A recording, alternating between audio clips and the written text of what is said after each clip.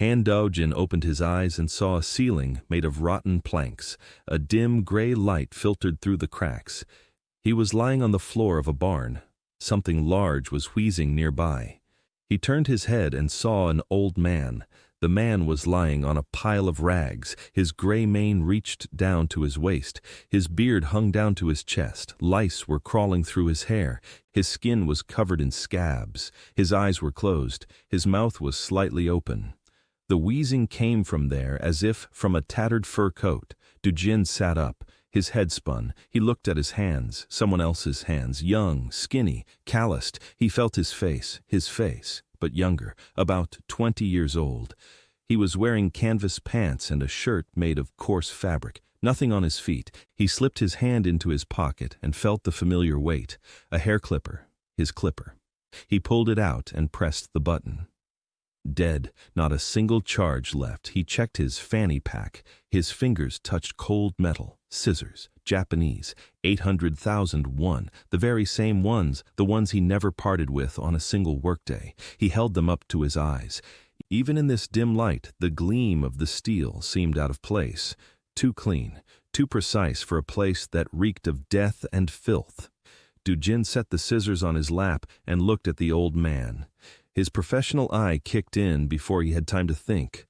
Matted hair, at least a year without a comb. His beard was matted into felt.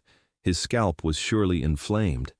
The hair at his temples had turned yellow from pus. This wasn't a hairstyle, it was surrender.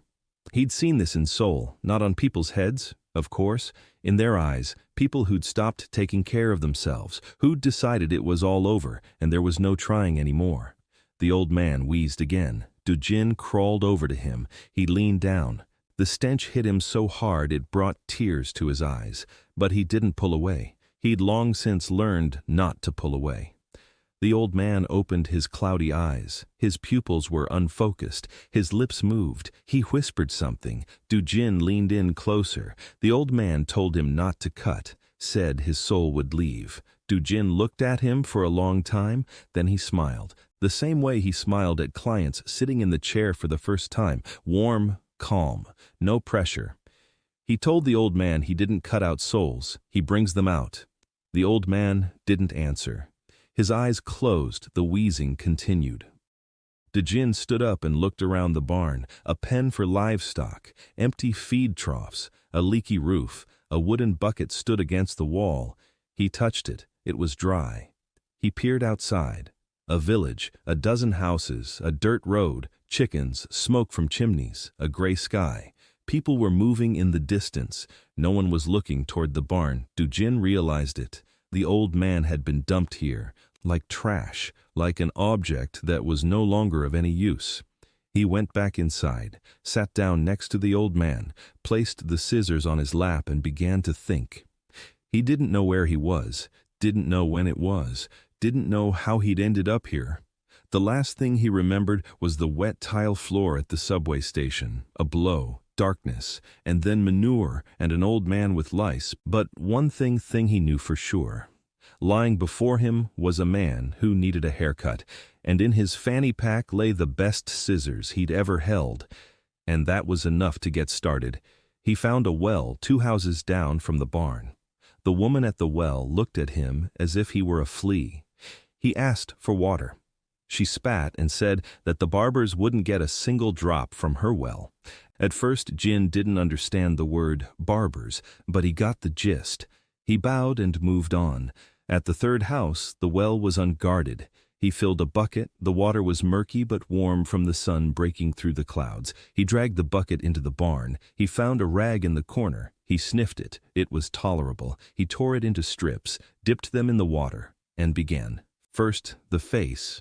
Carefully, layer by layer, dirt, crust, sweat. Beneath it all was skin, old but alive. The old man didn't wake up, but his breathing had evened out. Do Jin moved on to the beard, with his fingers, slowly, each tangled knot separately. He didn't tear at it, didn't yank. He dampened it with the rag and worked through it strand by strand. In Seoul, he'd had an air conditioner that cost 40,000 won. Here, he had a bucket of murky water and patience. That was enough. An hour later, the beard was untangled, not combed, just untangled. He picked up a pair of scissors. He took aim. He looked at the old man's face, and he put them down. It was too soon. He didn't know this man yet. He hadn't seen his true self yet. Do Jin sat down against the wall and waited. The old man woke up toward evening. He blinked for a long time. Then he saw Do Jin and flinched. He tried to crawl away. Do Jin raised his hands. He showed that he wasn't holding anything.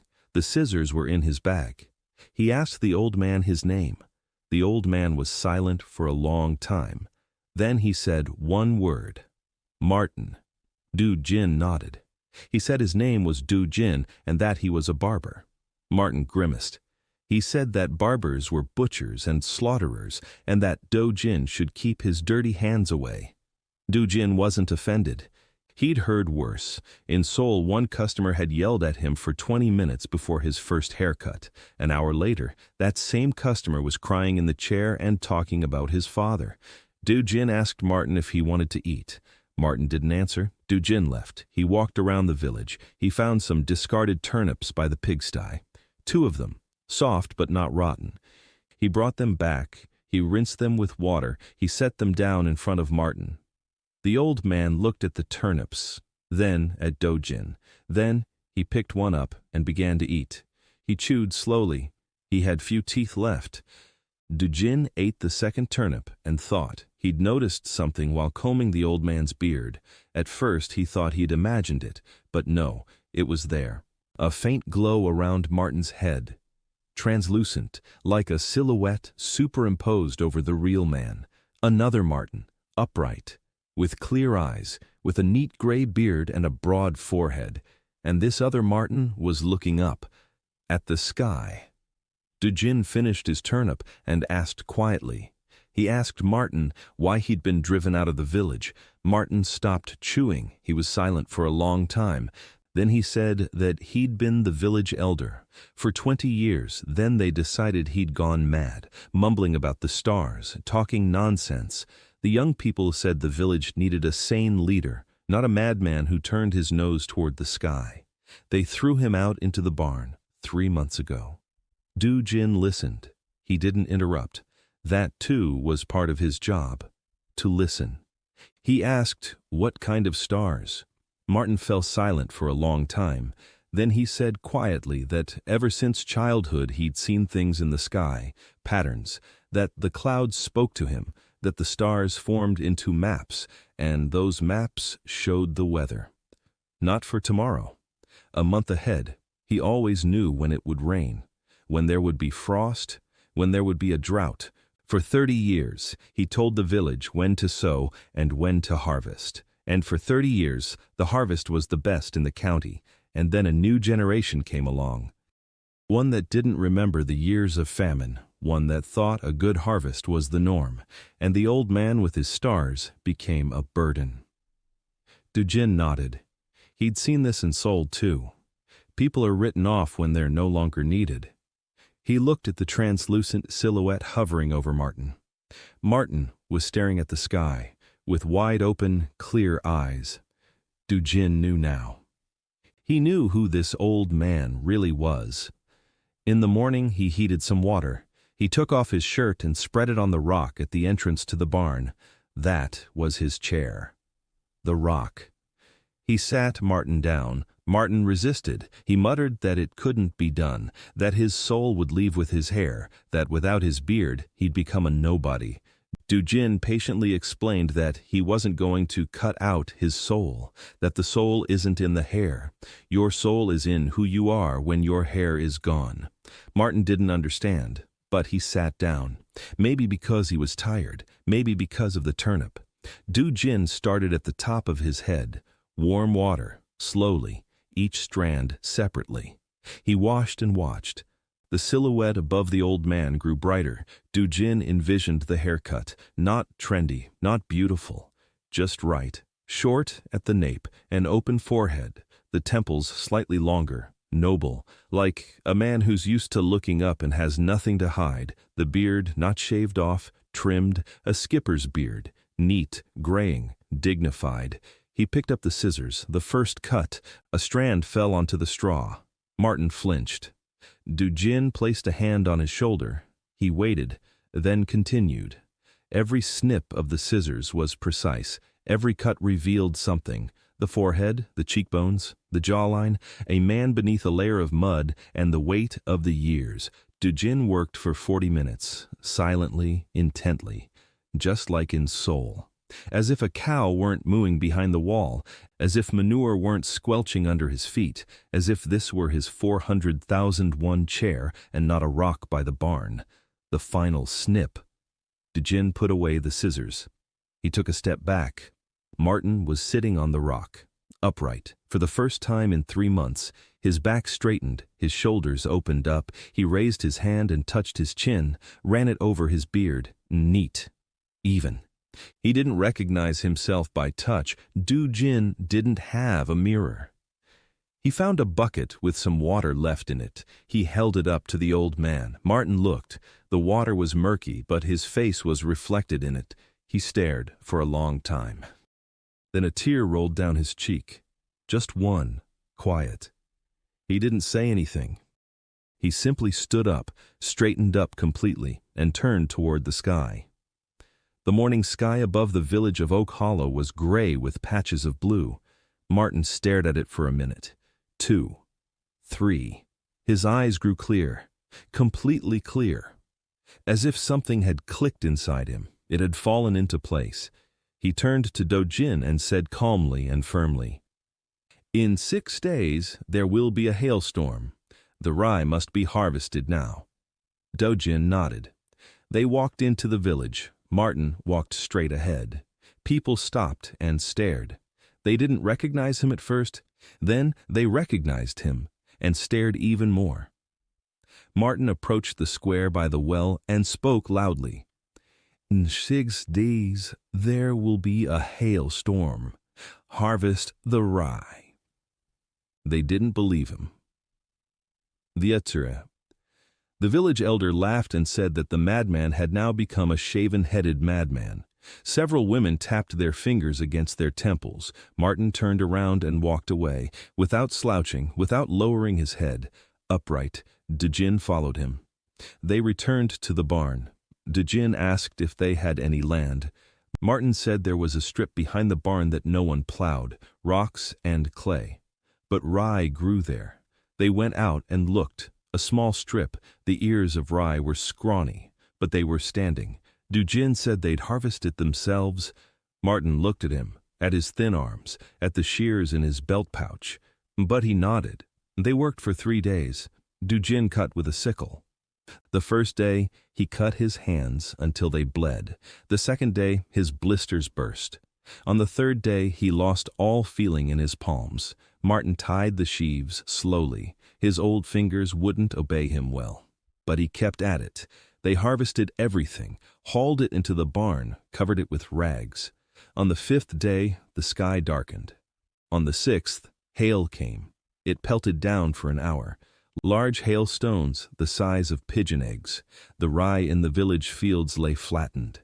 The ears of grain were ground into mush. The kernels were driven into the mud.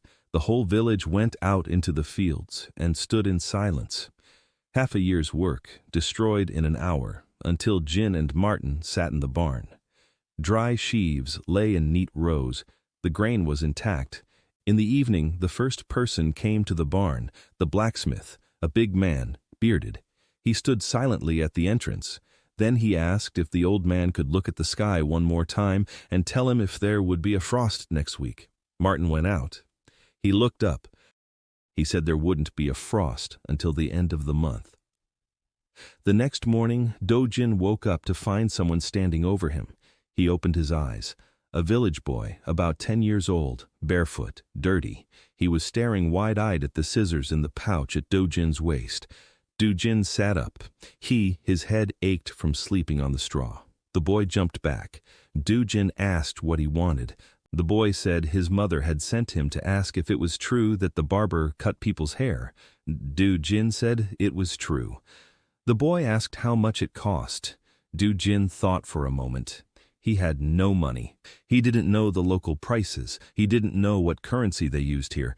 He said he'd take payment in kind, an egg for a beard, an onion for a head. The boy ran off. Half an hour later, his mother arrived, a heavy-set woman with a bun of hair at the nape of her neck. The bun was the size of a fist and the color of an old washcloth. She looked at Do Jin warily. She said she didn't need anything. She'd come to see if he was a demon. Do Jin said he wasn't a demon, just a barber. She snorted and said barbers were worse than demons. Then she paused and asked if he could examine her husband. Her husband was sick. His head was rotting. Not the head inside, the head on the outside. Skin. Do Jin followed her.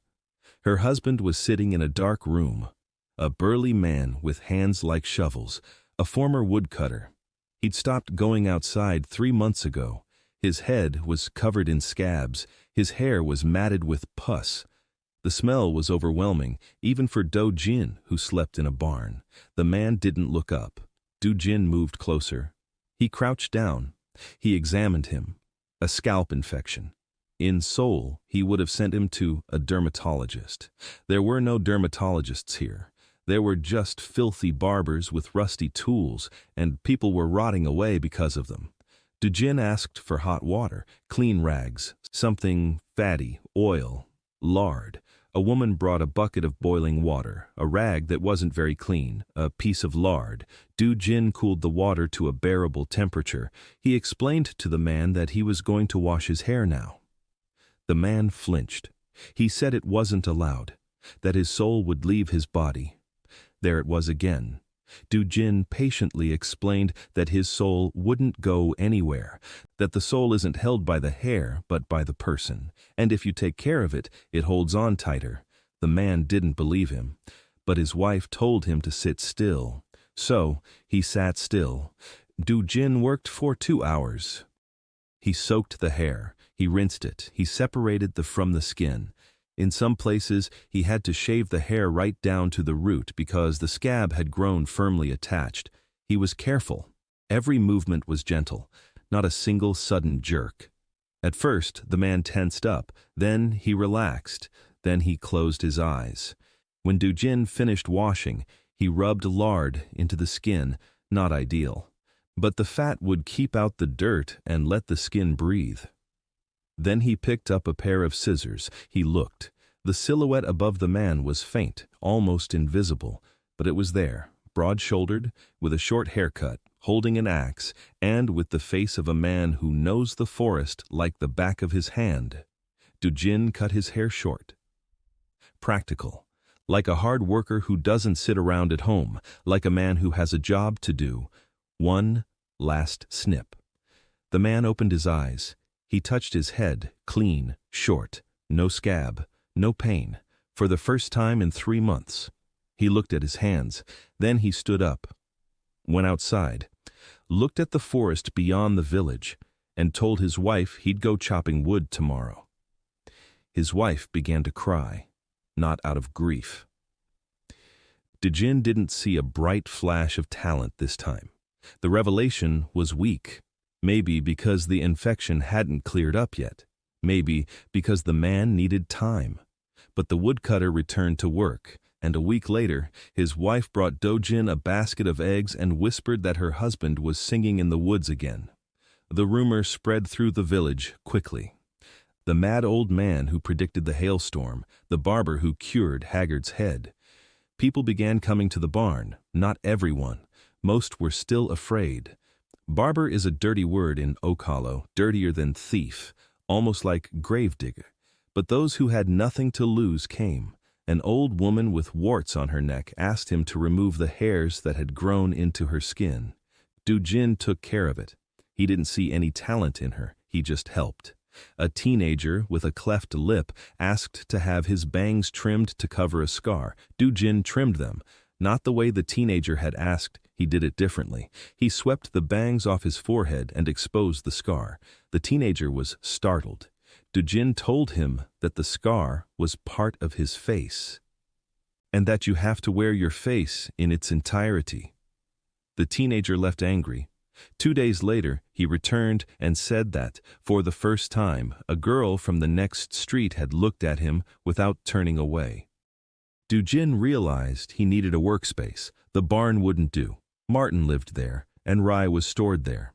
It wasn't right to cut people's hair next to manure, not because he was squeamish, but because a client deserves a place where he can relax. In Seoul, he had leather chairs, music, and the scent of sandalwood. Here, he had manure and an old man's wheezing. It was time for a change. He found an abandoned shed on the edge of the village. The roof was intact, the walls were sturdy, the door hung on a single hinge, the floor was dirt. It took Do Jin 3 days. He cleaned it out, hauled out the trash, tamped down the floor, found a flat stone and set it down as a table, begged a blacksmith for a broken stool, patched it up as best he could, hung a rag on a nail. There was no mirror. There were no mirrors in the village at all. Only the village head had a piece of polished bronze. Do Jin decided that would have to do. You could see a reflection in the water in the bucket. Not perfect, but good enough. He hung a piece of cloth over the entrance. White. The only clean piece he could find. It was his sign. No name yet. For now, just a white rag that said this place was clean. That day, Ted came by. The village fool. That's what everyone called him. Ted was a healthy 17-year-old, strong, quiet. He'd wander around the village and talk to the animals, literally. He'd sit by a burrow and mumble something to the gophers. He petted feral dogs. He sang to the horses in the pasture. The village considered him blissful, harmless but useless. Ted's mother came to the barn and asked if the barber could give her son a haircut. She said the boy was as shaggy as a wild animal and that she was afraid to cut his hair herself, afraid of cutting him, afraid his soul would leave. The same old story until Jin said, "Let him come." Ted came on his own. Big, shaggy, hair like a haystack, red, thick, sticking out in all directions. He sat down on a stool and froze, not out of fear, out of curiosity. He stared at the scissors like a child staring at a toy. Do Jin looked at him. The silhouette above Ted was bright, very bright. The boy in the silhouette stood upright. Animals were sitting all around him. Wolves, foxes, birds, deer. They were watching him and listening. Do Jin blinked. This wasn't a trainer, it was something more. He asked Ted what he was talking about with the animals. Ted was silent for a long time. Then he said quietly that they were telling him things. Where to find water, where it was dangerous. When a pack of wolves would arrive. That the fox by the stream was injured and needed help.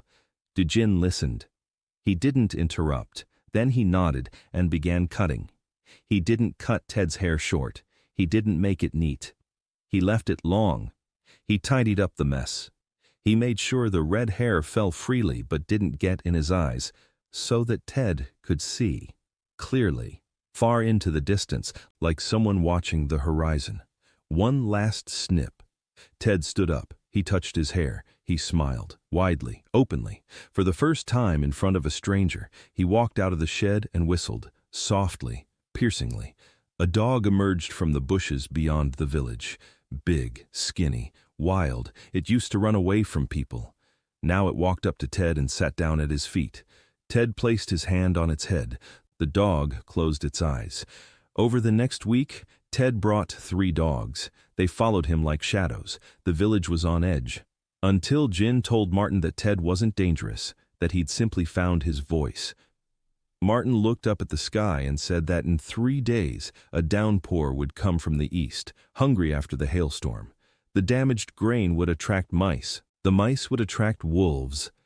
Gareth the blacksmith came on his own, without his wife, without an invitation. He stood in the barn doorway and stared silently at the stool. A big man, his hands were burned, a beard down to the middle of his chest, black, tangled, streaked with ash that had baked in tightly. Do Jin was sitting on the floor, sharpening a pair of scissors with a piece of soft stone. He raised his head and looked at Gareth. The silhouette was powerful, sharp. The man in the silhouette stood by the anvil, but he wasn't striking with a hammer. He was resting his hand on the metal, just holding it. And the metal beneath his palm was changing shape. On its own. obeying not force, but understanding. Do Jin put the stone away. He nodded toward the stool. Gareth entered. He sat down. The stool creaked under his weight. Both remained silent. Do Jin didn't rush him. He knew that men like Gareth didn't come because they'd made up their minds. They come because they've stopped resisting. Finally, Gareth spoke. He said he needed tools, that his old pliers and hammer were falling apart, that he'd forge new ones, but the metal wouldn't obey him. For the past year, every piece he's forged has come out crooked. Blades crack, horseshoes split. He's losing customers. Soon he'll have nothing to feed his daughter with. Jin listened. Then he asked how long ago he'd become a blacksmith. Gareth said since he was 14. His father was a blacksmith. His grandfather was a blacksmith. He'd hated the forge every single day for the past 20 years. Do Jin wasn't surprised. He'd seen this pattern dozens of times. People who are in a trade that isn't their own, who carry someone else's craft like a foreign skin, who, with each year, lose their strength because the body knows. The body always knows what doesn't belong to it. He asked Gareth what he would have done if it weren't for the forge. Gareth was silent for a long time. Then he said quietly that when he was little, he loved to touch iron, not to strike it, touch it, to feel where it was warm and where it was cold, where it was soft and where it was hard. He would rest his cheek against the blanks and listen. His father would beat him for it. He'd say that a blacksmith works with his hands, not his ears. Do Jin nodded. He heated some water. He washed Gareth's hair. It took a while. The ash had caked into his hair like fabric. 3 changes of water. His beard turned out not to be black but dark red, almost coppery. Beautiful. Do Jin combed it out with his fingers. Then he picked up a pair of scissors. He didn't cut Gareth's hair short. A blacksmith needs short hair at the forge. That's true. But Do Jin left a little more on the crown. He made a neat part. From left to right, like a man who wants his daughter to be proud of him. He trimmed the beard, cut off the length, kept the shape, masculine but neat. One last snip. Gareth opened his eyes. He looked at his hands, then he stood up and, without saying a word, walked out. He headed for the blacksmith's shop. Do Jin followed him. He stood in the doorway and watched. Gareth walked over to the anvil. A piece of metal lay on it, a horseshoe. Gareth didn't pick up the hammer. He placed his palm on the metal. He closed his eyes and stood there for a minute, 2, 3. Then he opened his eyes and picked up the hammer. The first blow rang out differently, cleaner, more precise. The second blow landed evenly. The third, the fourth. The horseshoe was finished in 20 blows. Usually it took him 60. Gareth picked it up, turned it over in his hands, set it back on the anvil. He turned to Do Jin. He didn't say a word, but his eyes were wet. Do Jin nodded and left. By evening, Gareth brought him 2 knives, not scissors. Knives, simple but made of good steel, sharp, smooth, with wooden handles. And he said one word, "Thank you." Gareth became the first blacksmith whom Do Jin had trained. A week later, he was forging things the village had never seen before. Hinges that didn't creak, shovels that didn't bend, arrowheads that flew straight. He didn't become the best blacksmith in the kingdom. He became the first blacksmith who understood metal, who sensed its weak spots and worked around them, who placed his hand on the workpiece and knew in advance where the hammer would strike. The village took notice. People began coming to Gareth from neighboring villages for tools. His prices were reasonable, but the line kept growing. And while waiting in line to see Gareth, people saw Do Jin's shed and the stool and the white rag above the door. 2 weeks after Gareth's haircut, Emma arrived. She didn't come for herself. She was carrying a boy in her arms, her younger brother, about 6 years old, pale, thin. His eyes were closed. He was breathing slowly and shallowly. Emma was a thin girl with a face on which fatigue had lived for so long that it had become part of her features. She was 19, the eldest of 6 children in a miller's family from a neighboring village. She had been supporting them all since she was 12. Her mother was sick, Her father drank. Her brothers and sisters were young. She had walked here 8 miles, carrying the boy in her arms, because the doctor in their village had said the boy's soul wasn't holding on to his body and there was nothing to be done. Emma sat down on the barn floor and said she'd pay any price, that she'd work, scrub floors, do laundry, cook, just let him take a look at her brother. Then Jin looked at the boy. The silhouette was barely visible, almost transparent, faintly glowing, ready to fade away. But he was there. And in the silhouette, the boy was standing in a field. He was holding herbs in his hands, lots of herbs, different kinds, and the boy knew each one by name. Do Jin gently picked up the child. He placed him on his lap. He was as light as an empty bag. His hair was matted with sweat. Do Jin heated some water. He washed the boy's hair, gently, as if he were the most fragile client he'd ever had. The boy didn't wake up, but his breathing became a little more even. Do Jin picked up a pair of scissors. His hands didn't tremble. He couldn't make a mistake. If he did, there would be no second chance, ever. He looked at the silhouette, the boy in the field, grass in his hands, knowledge in his eyes. Do Jin cut his hair short, gently, like a child's, so his forehead would be bare, so his eyes could see the world when they opened. One last snip. The boy sighed, deeply, like a man who'd just surfaced from the water. He opened his eyes. He looked up at Do Jin. Then he turned his head toward the door, where a dusty bush grew just beyond the threshold. The boy raised his hand and pointed at the bush, and said in a weak voice that it was the second leaf from the bottom, that he had to chew it, that it was bitter but would help. Emma stood there with her mouth agape. Do Jin went out. He plucked the leaf. He gave it to the boy. The boy chewed it. He grimaced. He swallowed it. An hour later, the child was sitting up. 2 hours later, he was eating porridge. 3 hours later, he was asking Emma what kind of flowers were growing by the well and if he could try the root. Emma stood in the doorway and cried, quietly, covering her mouth with her hand so her brother wouldn't see. Do Jin sat beside her and said nothing. He gave her time. Then he said the boy needed to be around plants, that he had the gift of a herbalist, that he would know which herbs heal, that he couldn't be cooped up inside 4 walls. He needed fields and forests and fresh air. Emma wiped her eyes. She looked at Do Jin. Then she looked at the shed, at the stool, at the bucket, at the white rag above the door, and she said she would stay. She didn't ask. She said it. Do Jin didn't argue. Emma started working the next day. She washed clients' hair, boiled water, washed rags, kept records on a piece of birch bark, who came, how they paid, what they asked for. She did this not because Do Jin asked her to. She did it because for the first time in her life she saw a place that functioned properly, where people were helped, where no one yelled or hit anyone, where it smelled not of grief but of warm water. Do Jin watched her work and saw. The silhouette above her was calm. The woman in the silhouette stood in the center of a large room. People moved around her, dozens of them, and they all moved to the rhythm she set. Not by commands, not by shouting, simply by her presence, by a system, by the order she created around herself as naturally as she breathed. But he didn't cut her hair. It was too soon. She had come for her brother's sake.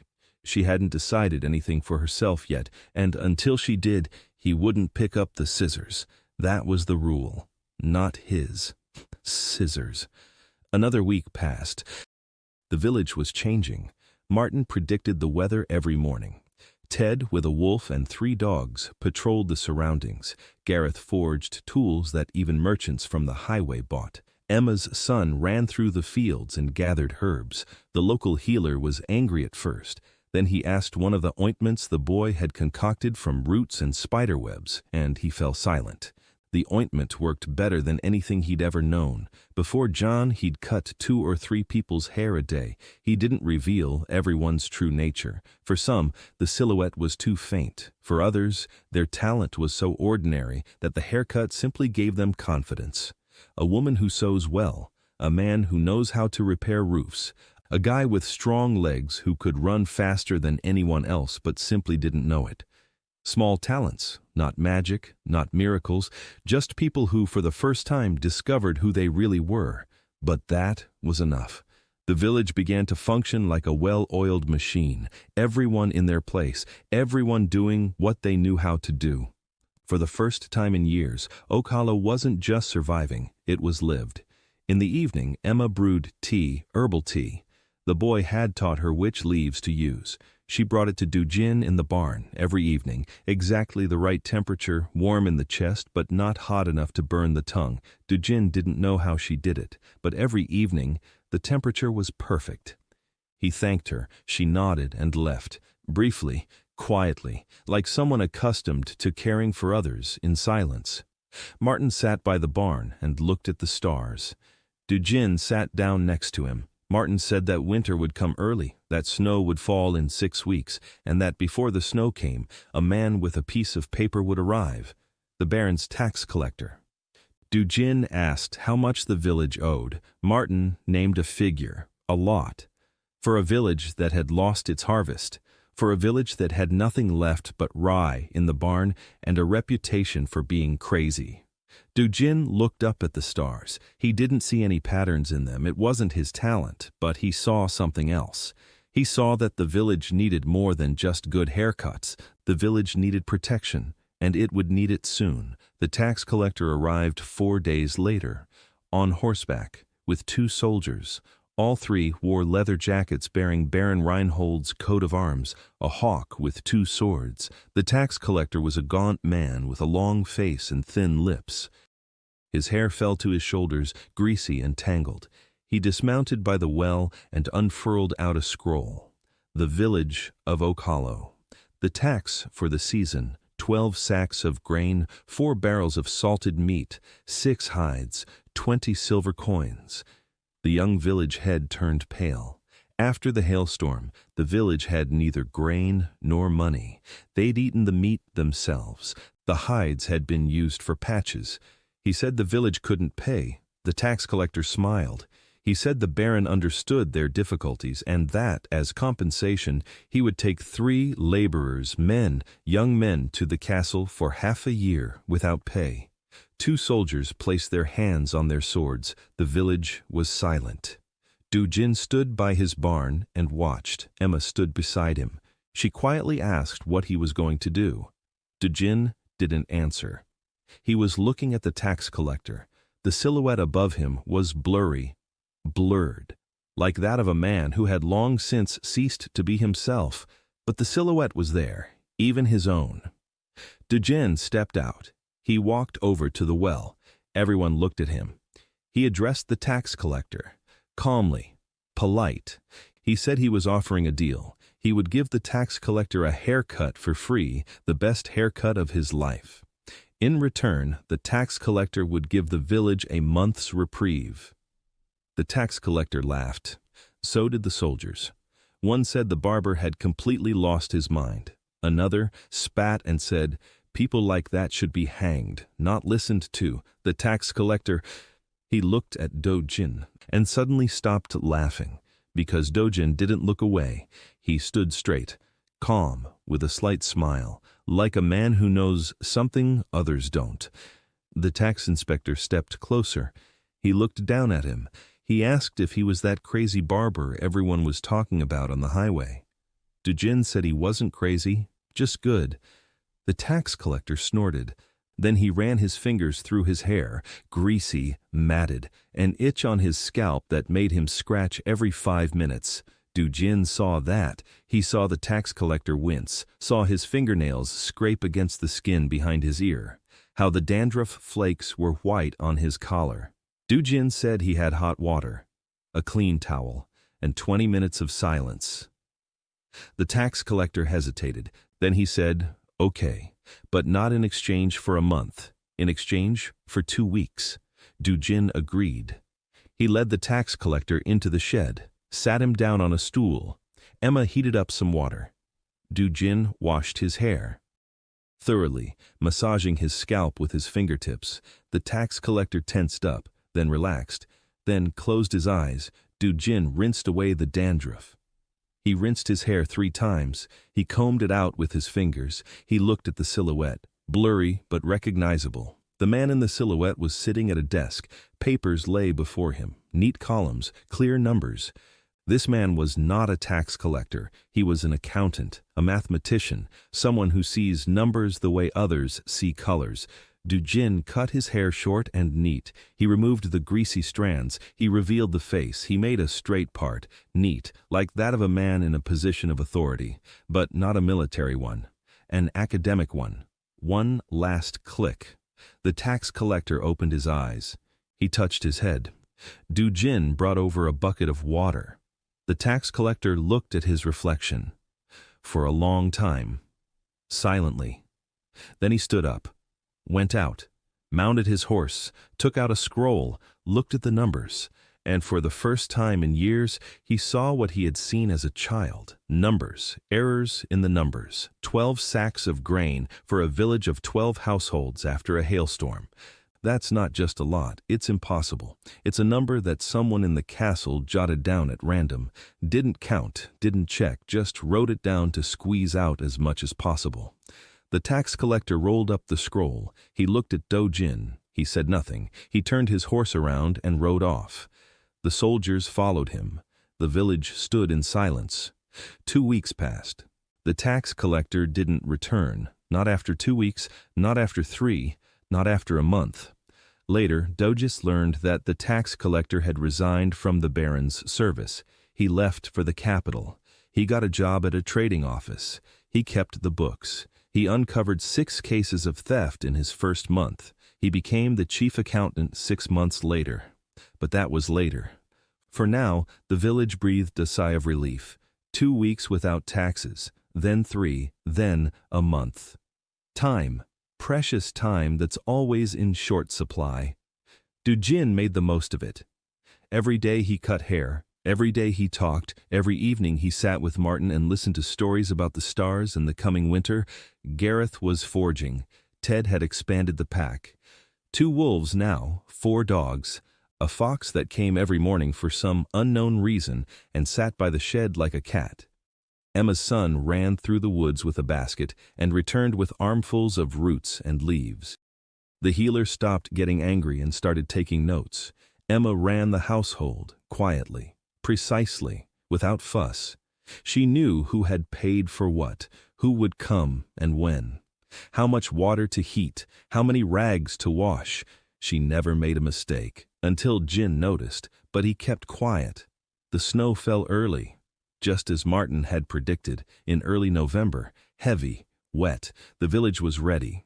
They'd stocked up on firewood. They'd salted the meat. The roofs had been repaired. Gareth had forged new hinges for the shutters. The Tedo wolves lay on the outskirts, keeping each other warm.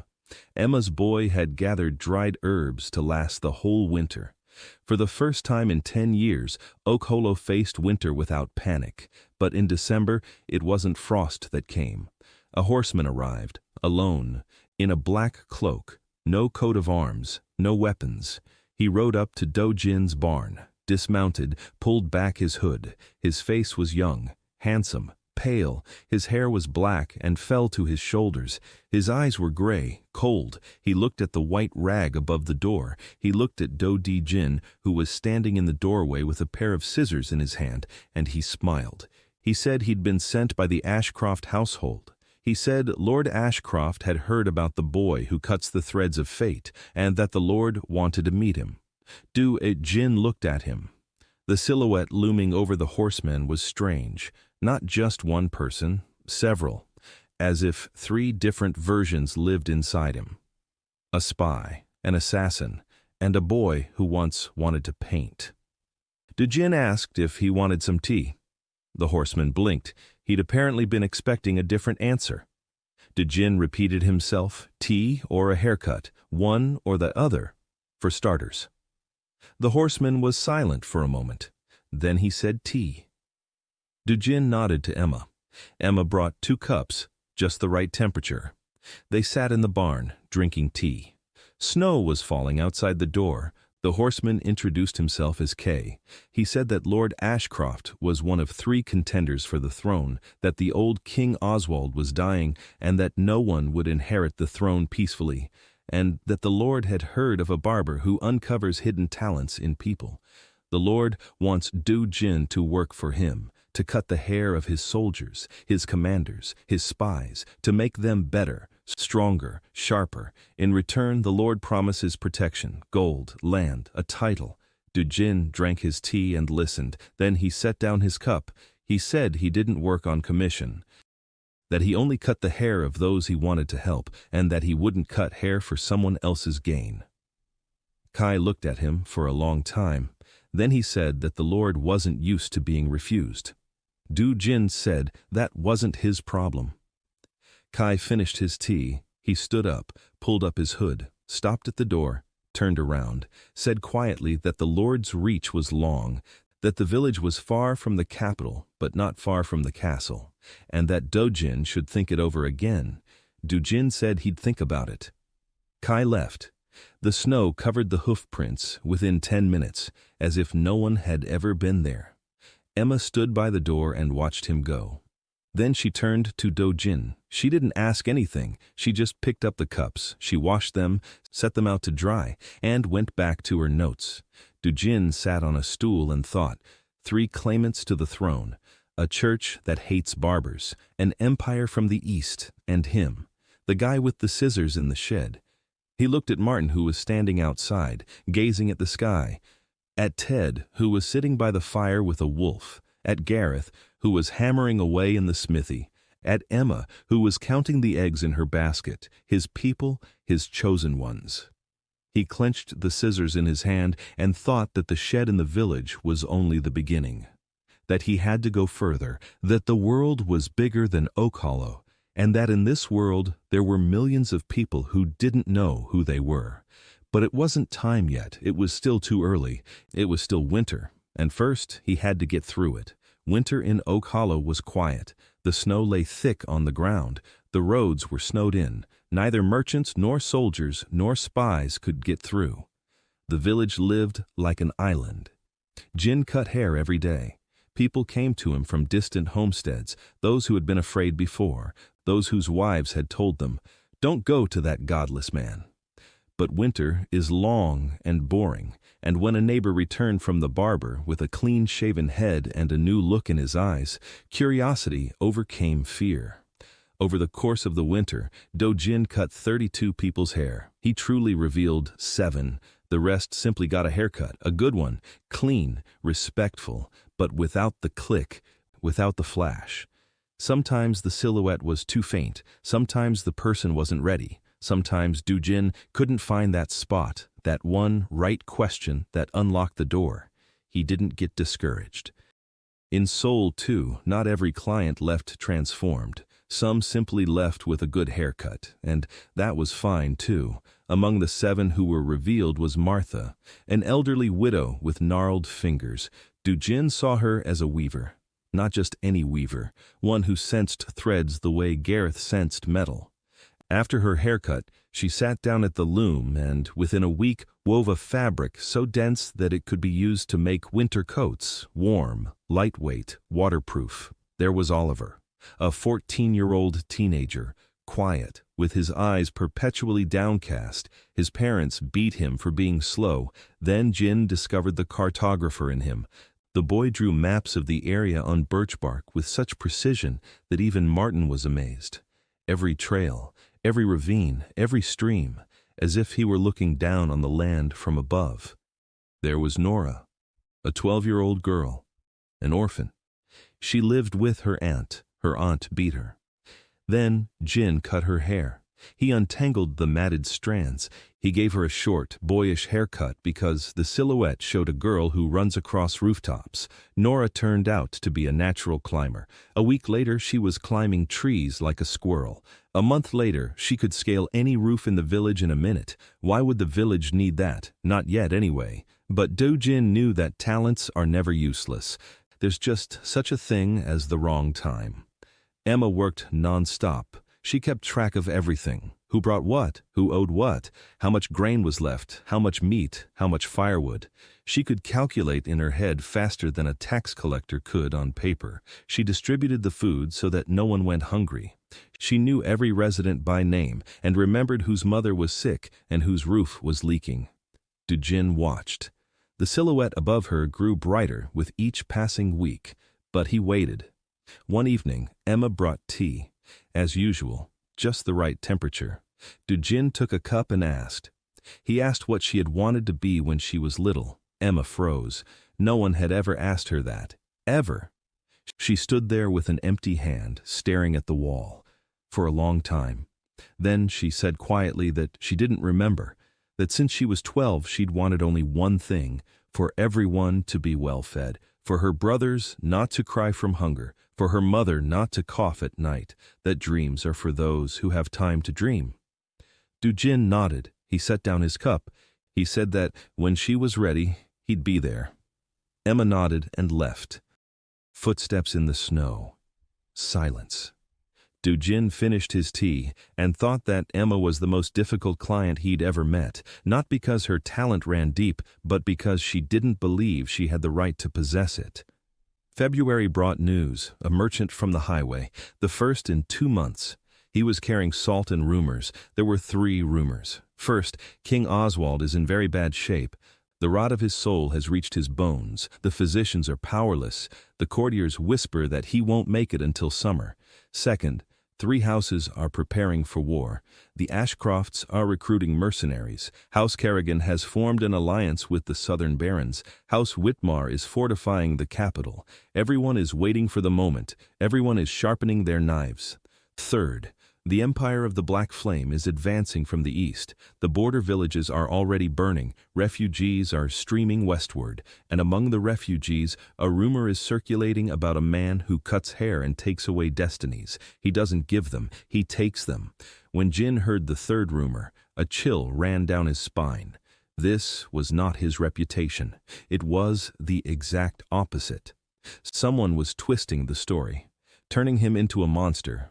From a master who reveals, they were making a butcher who steals. The merchant looked at Do Jin suspiciously. He asked if he was the one. Do Jin said he was a barber. Just a barber? He cuts hair well. Nothing more. The merchant snorted. He sold the salt. Then he left. Emma stood nearby and listened. After the merchant left, she said quietly that rumors were weapons, and that someone had turned that weapon against them. Do Jin agreed. The question was who? The Ashcrofts, whom he'd turned down. The church, which hates barbers. The empire, which is at war. Or a fourth party. Someone he hadn't seen yet. March arrived with the thaw. The snow was melting. The roads were getting muddy. And along with the mud, Emma from the past came to Oak Hollow.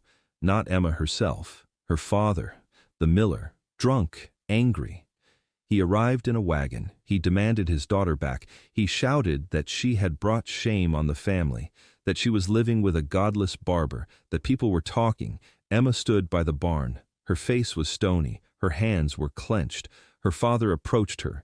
He raised his hand to strike. Ted stepped out from around the corner. A wolf stood beside him, gray, large, baring its teeth. Her father lowered his hand. He turned pale. He backed away. Then Jean came out of the barn, calm, with scissors in his bag. He approached the miller. He looked at him. His silhouette was dim, almost lifeless. A man who had long since ceased to be anyone, who had drowned himself in beer and anger and turned into a void. But even within him, something still smoldered, a tiny flame. Do Jin offered him a seat, some water. The miller cursed, said he wouldn't sit with a filthy barber. Do Jin didn't press the issue. He turned to Emma, asked if she wanted to talk to her father. Emma was silent. Then she said no, that she had nothing to say to him, that she'd been talking for 12 years and he hadn't listened. The miller stood there, blinking. Then he turned around, got into his wagon, drove away. Emma watched him go. She didn't cry. She just stood there. Then she turned to Do Jin and said quietly that she wanted a haircut. Do Jin looked at her for a long time. Then he nodded. He sat her down on a stool. Evening. The barn, an oil lamp. Ted had taken the wolf away. Martin had gone out to look at the stars. The boy was sleeping in the corner. They were alone. Do Jin heated some water. He washed her hair. She wore her hair in a tight bun at the nape of her neck. Practical, unattractive. Hair kept out of the way, not for herself, for work. He undid the bun. Her hair fell below her shoulder blades, blonde, dull from poor nutrition, but thick, lively. He washed it slowly. She sat with her eyes closed. He could feel the tension leaving her shoulders, her neck relaxing, her breath deepening. He asked, quietly, what she felt when everything was working right, when everyone was in their place and nothing was breaking and everything was going as it should. Emma opened her eyes. She looked at him through the bucket mirror and said she felt peace, that this was the only moment when she wasn't afraid, when she saw that the system was working and everyone was alive. That was all she wanted, for everyone to be alive and in their place. Do Jin nodded. He picked up the scissors. The silhouette above Emma glowed evenly and brightly. A woman in the center of the hall, dozens of people around her, order emerging from chaos, a system born of chance. He didn't cut her hair short, he didn't leave it long. He gave her a haircut that no one in this world had ever seen before. Medium length, shoulder length, soft lines, no tight knot, no careless strands, neat, free. Like a woman who controls everything around her but not herself. Who allows herself to be herself. The final snip. Emma opened her eyes. She touched her hair. It fell loosely, softly, over her shoulders. She looked into the bucket, and for the first time she smiled, not for anyone else, for herself. That morning she got up before everyone else, as usual. But something had changed. She gave instructions, and people listened. Not because they were used to it, because her voice sounded different, confident, clear, like someone who knows not only what to do, but also why.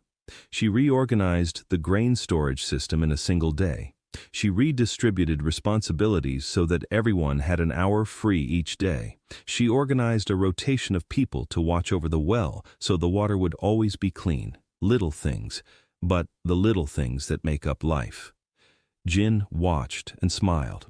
Now she had truly come into her own, not some great talent, not magic, the gift of seeing a system within chaos and building order out of nothing, the gift of leading in a way that makes people want to follow, not out of fear, out of trust.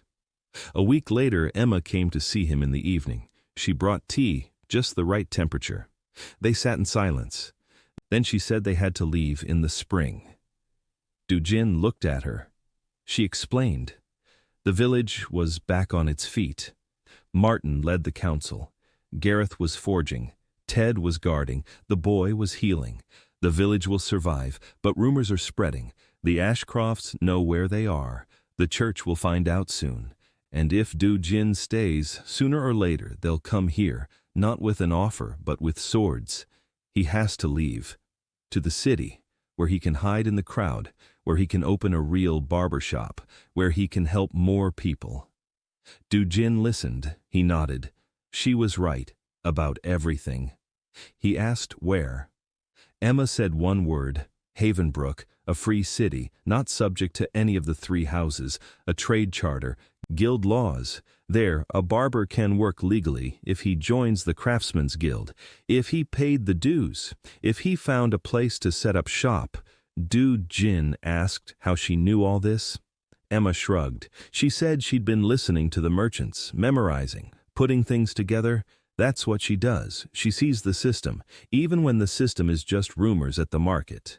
Do Jin finished his tea, set down his cup, looked at Emma, and he thought that without her, he'd be sitting in this shed until they came for him, because he knows how to fleece people, but he doesn't know how to build a future. For that, he needs her. He said they'd leave in April, when the roads dried out. Emma nodded. She stood up, picked up the cups, left. Footsteps in the wet snow. Silence. Do Jin looked at the scissors. then at the white rag above the door, which had been his first sign, then at the dark sky beyond the door. Oak Hollow had given him a start. Now it was time to move on. April, mud, the road, a caravan of 17 people, Do Jin, Emma, Martin, who refused to stay and said that the sky was the same everywhere. Ted, with 2 wolves and 3 dogs. Gareth with his daughter and an anvil on the wagon. Nora, who sat on the roof of the wagon and looked around. Oliver, with a birch bark map he was drawing as they went, and 5 others. Those whom the village had let go, those who decided their place was by the master's side. Do Jin walked ahead, scissors in his bag, a bucket in his hand. Behind him was Oak Hollow, which he had transformed over the past 6 months. Ahead lay the road to a city he knew nothing about except its name. On the second day of their journey they met a traveler, on the side of the road, face in the mud, dressed in men's clothing, a cloak, pants, boots, and a hat. Do Jin bent down. He turned the person over. Under the hat was a woman's face, young, dirty, with a bruise under her eye, with short hair cut haphazardly, clearly in a hurry, clearly with a knife. The woman opened her eyes. She looked at Do Jin, then at the caravan, then at the wolves. She said that if they were bandits, they should kill her quickly because she could no longer run.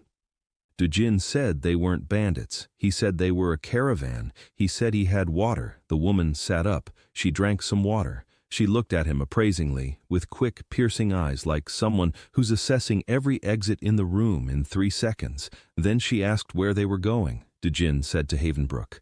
The woman was silent for a moment. Then she said she was going there too, that her name was Soul. Do Jin looked at her. A silhouette flickered above her, brightly, quickly, like a coin spinning on its edge. The woman in the silhouette was standing in the market, in one hand a set of scales, in the other a sack of gold, and her eyes saw the price of every item around her, every stone, every plank, every person. Do Jin smiled. He offered her his hand. "Welcome to the caravan." She took his hand. She stood up. She brushed off her pants and walked alongside him, silently, quickly, without looking back. Her real name was Sophie Lane. A merchant's daughter. She would tell the truth on the 3rd day, but Do Jin already knew. He always saw people before they revealed themselves. Sophie Lane lasted 3 days. On the 1st day, she said nothing. She walked beside the wagon. She ate what she was given. She didn't complain. On the 2nd day, she corrected Gareth when he was haggling with a farmer by the roadside over a sack of oats. She said the oats were worth half as much because the grain was damp and wouldn't make it to the city. The farmer blushed. Gareth got the oats for half price. On the 3rd day, Sophie sat down by the campfire and said she'd had enough, that her name wasn't Sewell, that she was Sophie Lane, the daughter of Randall Lane, of the Lane Trading Company in Bridgewater, that she'd run away from home because her father had sold her into marriage to a 60-year-old moneylender named Graham Tolley, that the wedding was in a week, that she'd cut her hair off with a kitchen knife, stolen a stable hand's clothes, climbed out the bathroom window, and run for 4 days until she collapsed in the mud on the road. The caravan listened in silence. Emma poured her some more tea. No. Maddie wasn't there yet. Ted was sitting next to the wolf, scratching it behind the ear. Martin was looking at the sky. Until John looked at Sophie, she spoke quickly, sharply, like someone used to being cut off, someone used to getting everything off her chest at once because she wouldn't be given a second chance. She said she knew about him, that rumors were spreading all over the West, the barber boy who trims destinies. She said she thought it was nonsense, that no pair of scissors could change fate. That fate was changed by money, connections, and a willingness to lie. But since she was here, she could help with the finances because, judging by the way Gareth haggled over the oats, they'd all be robbed on their very first day in town. Do Jin smiled. He asked Sophie how much their wagon was worth. Sophie took a look, 10 seconds, then she named a price, down to the last copper, including wear and tear on the wheels, including the horse's age, including the cost of the anvil in the bed. Do Jin nodded. He asked how much his belt pouch was worth. Sophie narrowed her eyes. She looked at it. She said the pouch wasn't worth anything. Shabby leather. Poor stitching. But the scissors inside were worth a fortune. Steel she'd never seen in her life. Work that they don't know how to do here. If sold to the right person, they could buy a house in Havenbrook. Do Jin said the scissors weren't for sale. Sophie shrugged and said that was his business, but if he wanted to open a shop in town, he'd need someone who knew how to count. Because the world doesn't run on tea and good intentions, the world runs on pennies. Do Jin agreed. Sophie stayed. She didn't ask for a haircut. Do Jin didn't offer. It was too soon. She didn't trust him yet. She trusted numbers, not people. Numbers don't betray you. People do. Her father had betrayed her. Her fiancé had betrayed her. Even her mother, who knew about the wedding and kept quiet. Sophie believed only in what could be counted. Jin decided he would wait. The journey to Havenbrook took 8 days. Oliver drew a map the whole way. By the end of the journey, they had the best map of the western route in the kingdom. Every turn, every ford, every fork in the road. Nora ran among the trees along the road and looked ahead. Twice she warned of bandits on the route. Both times the caravan turned off and went around. The Tedo wolves marched on the flanks. Not a single bandit came closer than 100 paces. Every morning, Martin looked at the sky and predicted what the road would be like, where it would be muddy, where it would be dry, where they could ride and where it would be better to walk. Emma led the caravan like clockwork, setting out at dawn. A rest every 3 hours, dinner before dark, night watch, no arguments, no chaos, a system. Sophie watched Emma with interest. On the 4th day, she told her that she was doing a pretty good job for a country girl. Emma looked at her calmly and said, "Thank you." Sophie waited for a reaction, resentment, an argument, but got neither. This puzzled her. Havenbrook came into view on the 9th day, over the hill. First smoke, then walls, then noise. The city stood at the confluence of 2 rivers, stone walls, 4 gates, the market square visible even from the hill. The caravan came to a stop. Do Jin gazed at the city, the first city in this world, big, dirty, alive, noisy, smelling of smoke and fish and people, thousands of people, and each of them locked inside themselves. Do Jin clenched the scissors in his bag. They entered through the south gate. The guard looked at the wolves, then at Ted. Then, at Do Jin, he asked who they were. Sophie stepped forward. She said they were a trading caravan, artisans looking for a place in the city. She paid the toll, 3 silver coins. Do Jin didn't ask where she'd gotten the money. Sophie didn't explain. The city was big, dirty, and incredibly alive.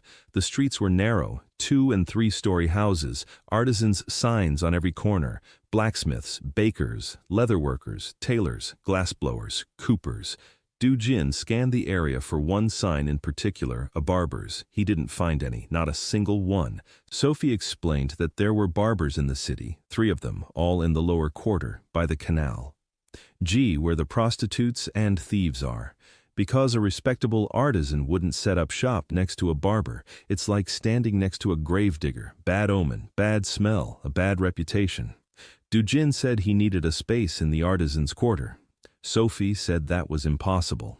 They wouldn't let a barber in. Do Jin said he wasn't a barber, he's a barber. Sophie asked what the difference was. Do Jin said it was clean hands.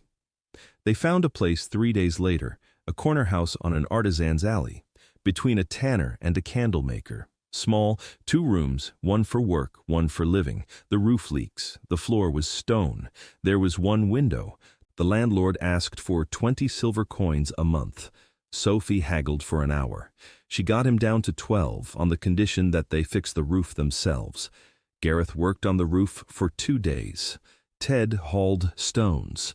Nora climbed the wall and hammered nails into places no one else could reach.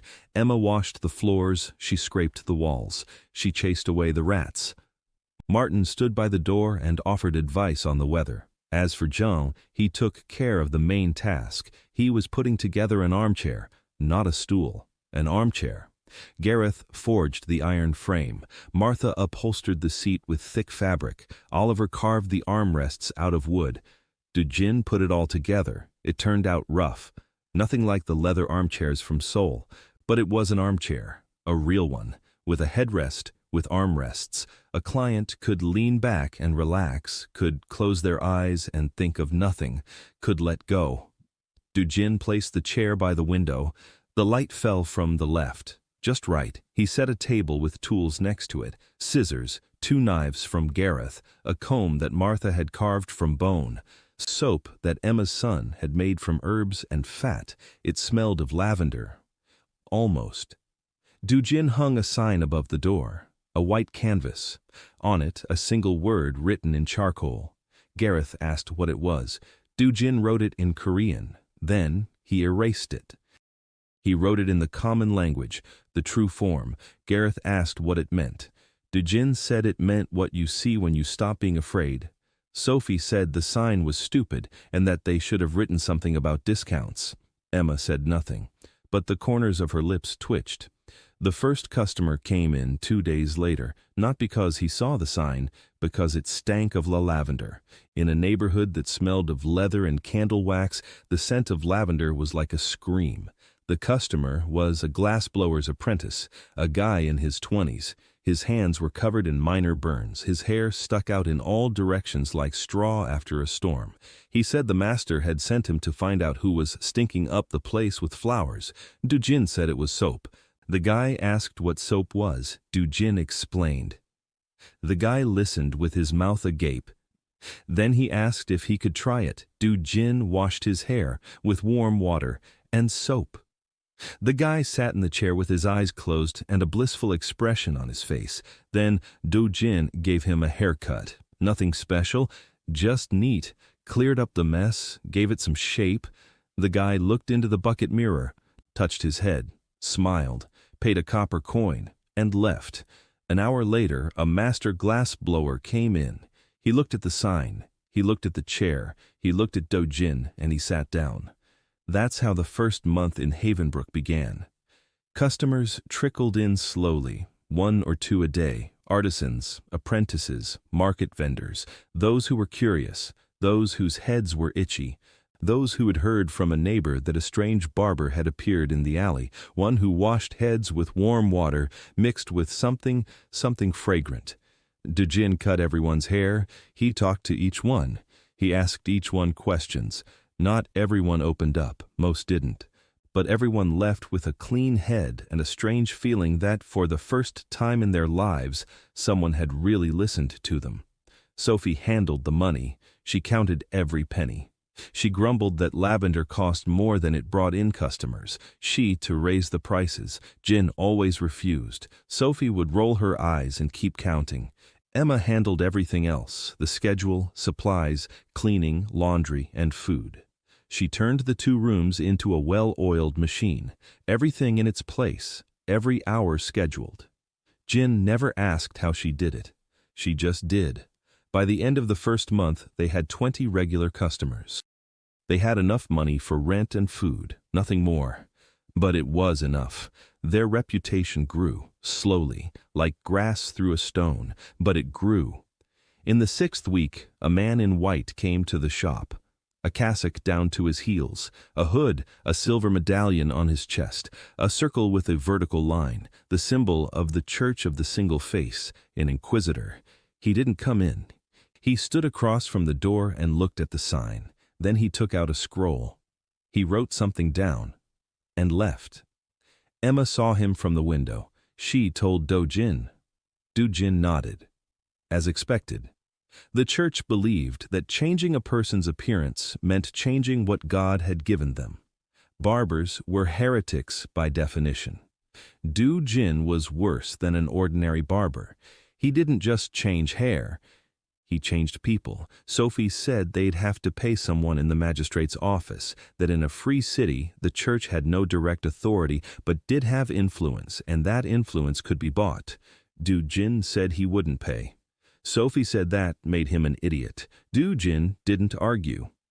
3 days later, a second visitor arrived, not dressed in white, in ordinary clothes, A merchant, middle-aged, fine fabric, clean hands. He sat down in an armchair, asked to have his beard trimmed. Do Jin trimmed it. They talked. He asked questions. The merchant answered evasively. He gave his name Connor. He named his profession, fabric merchant. But his eyes weren't on the mirror, they were on the walls, on the tools, on Emma's schedule, on the little bag of proceeds that Sophie was hiding under the table. A spy. The Ashcrofts. Dee cut his hair straight and neat. He didn't reveal anything, not because he couldn't, because he didn't want to. His heart was calm but cold. He wished this man neither good nor ill, and without warmth, the scissors remained silent. Connor paid. He left. He'll be back. He'll definitely come back. In the 8th week, the captain came in, a veteran, an old man, one arm, a beard down to his chest, dirty, gray, dead eyes. His wife brought him in. A small woman with eyes red from crying. She said her husband wasn't eating, wasn't sleeping, wasn't talking. It's been 3 years, ever since he came back from the war, ever since he lost his son and his arm in a single battle. She said she'd tried everything, doctors, monks, healers. Nothing worked. He just sits and stares at the wall. He drinks when he finds something to drink. When he doesn't, he sits and stares at the wall. She practically dragged him here. He walked like a puppet, listless, empty. His name was Captain Burke. Until Jin looked at him, his silhouette was faint, almost invisible, but deep inside a little flame was burning, small, stubborn. The man in the silhouette stood before a line of young soldiers, and he spoke, and they listened. Because this man knew what books don't. He knew how to survive, how not to break, how to get back up after falling. Do Jin canceled all his appointments for the day. Emma didn't ask why. She simply rescheduled the clients for tomorrow. Do Jin closed the door. He drew the curtains. Only he and the captain remained. He heated up some water, a lot of water, 3 buckets, warm, not hot. He led the captain to a chair. The captain sat down. Mechanically, just as he sat down every day on the chair by the wall in his own home. It didn't matter where. It didn't matter why. Do Jin started with the head. He poured the water slowly. He massaged the skin with his fingertips. The captain showed no reaction. Do Jin didn't stop. He washed him. Thoroughly. The first batch of water turned black with dirt. He poured it out. Filled a second bucket, washed him again. The second batch turned gray. The third was almost clear. Beneath the grime, the hair turned out to be gray, completely, white as snow. Do Jin moved on to the beard. He soaked it, combed it out with his fingers. He took his time. He didn't tug. Each knot separately. The beard was long. Crumbs were stuck in it. Straw, something dried up. 3 years of a man's life who had stopped living. Do Jin removed it all, layer by layer. He didn't ask anything. He was silent. He worked. His hands moved on their own, warm, softly, confidently. An hour later, the beard was clean. An hour and a half later, it was combed out. Then Jin massaged the neck, the shoulders. One shoulder, the other, was gone. The stump had long since healed. Jin touched it just as carefully as he did everything else. He didn't avoid it. He didn't hide it. He didn't pretend it wasn't there. He touched it. He acknowledged it. The captain sat with his eyes closed. He was breathing slowly. Something was changing in his face, not his expression, deeper, as if ice were cracking, very slowly, very quietly. Do Jin picked up the scissors. He cut in silence. Short. He left some length on top. He combed it back, like an officer. Like a man of duty and honor. He trimmed the beard, along the chin, neatly, evenly, like a frame for the face. He didn't rush the final snip. He waited. He sensed that the moment hadn't come yet, that inside the captain, the ice was cracking but not breaking. Something else was needed. One word. The right word. Do Jin removed the towel from the captain's shoulders. He stepped back. He picked up the bucket of water. He brought it to the captain's face. The captain opened his eyes. He looked. He saw a face. His own face, clean-shaven, a neat haircut with gray streaks, a beard down to his chin. The face of a man. Not ruins, not rubbish. The man he once was. Do Jin spoke softly. One sentence. He said that his son would remember him this way. The captain stared into the water. A second. 2. 3. Then a tear. A tear rolled down his cheek. 1. Quiet. He didn't sniffle. He didn't sob. Just a tear. The first in 3 years. Then a second. A third. He cried silently, with his eyes open, looking at himself, at the man his son remembered him as, the click of the scissors. The last one. Do Jin didn't even realize when he'd pressed the button. His hand did it on its own. The captain flinched. He sat up straight. Something ran through his body. Not light, not magic, just an exhalation. Long, deep. As if he'd been holding his breath for 3 years and had finally let it out. He stood up, looked at Do Jin, said nothing, walked out. His wife was waiting by the door. She saw him, covered her mouth with her hand. Tears. She was crying. He wasn't anymore. He stood up straight, just as he had stood when he was a captain, just as he had stood when his son was alive. They left together. Do Jin sat down in a chair, exhausted. He wiped the scissors with a towel. His hands were shaking, not from exhaustion, from what he'd been feeling for the past 2 hours. Someone else's pain, someone else's emptiness, someone else's coldness. He let it wash over him every time. Every client left a mark on him. Small, but a mark nonetheless. A week later, Captain Burke came back. Not for a haircut, just to talk. He sat down in the chair. He said he'd started sleeping. For the first time in 3 years, he'd slept through the night. He said he'd gone out in the morning and seen some boys fighting with sticks, and he'd walked over, and he corrected one boy's grip and showed the other how to keep his balance. And they listened, because he knew. He'd commanded a company for 20 years. He'd taught boys how to survive. That was his life, his reality. Do Jin nodded. She came at night, in the rain, a knock at the door. Quiet, insistent. Do Jin opened it. A figure in a cassock stood on the threshold, hood up, face hidden, hands tucked into the sleeves, shaven head. Raindrops trickled down the fabric. The figure stood there in silence. Do Jin stepped back. He let the figure in. The figure entered, stood by the wall, didn't take off the hood, didn't sit down. Do Jin closed the door. He lit the second lamp. He put the kettle on. The figure didn't move. Do Jin poured some tea. He set it on the table. He sat down in the armchair across from the figure. He waited. A minute passed. 2, 3. The figure raised a hand to the hood, slowly, and froze. The hand was trembling. Do Jin didn't rush her. He'd seen that tremor before in people who are afraid to show their faces, not because their faces are scary, but because they themselves don't know what they look like. The figure lowered her hand. She didn't remove her hood.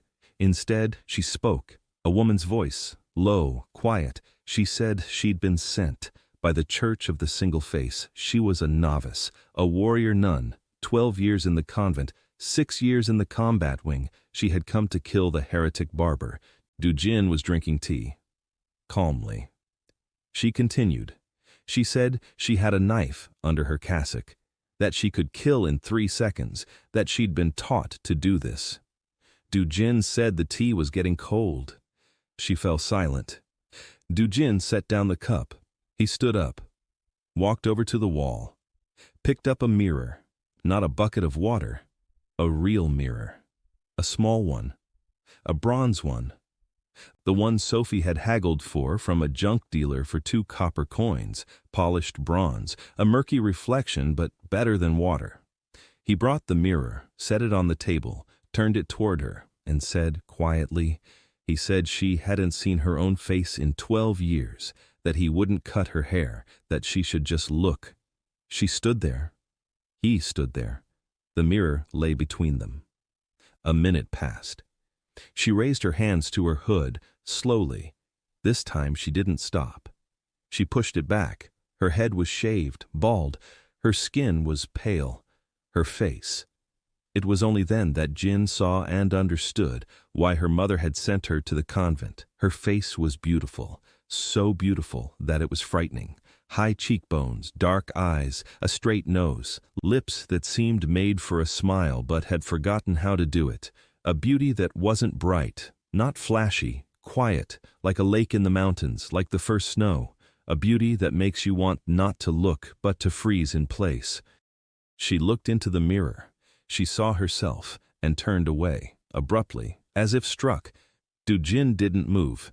He didn't say a word. She stood with her back to the mirror, her shoulders tense, her fists clenched. Then she slowly turned back. She looked again, longer, about 10 seconds, and turned away once more. He held the mirror, silently. She kept turning back, again and again. Each time a little longer, each time a little deeper. 20 minutes later, she was sitting at the table, staring intently.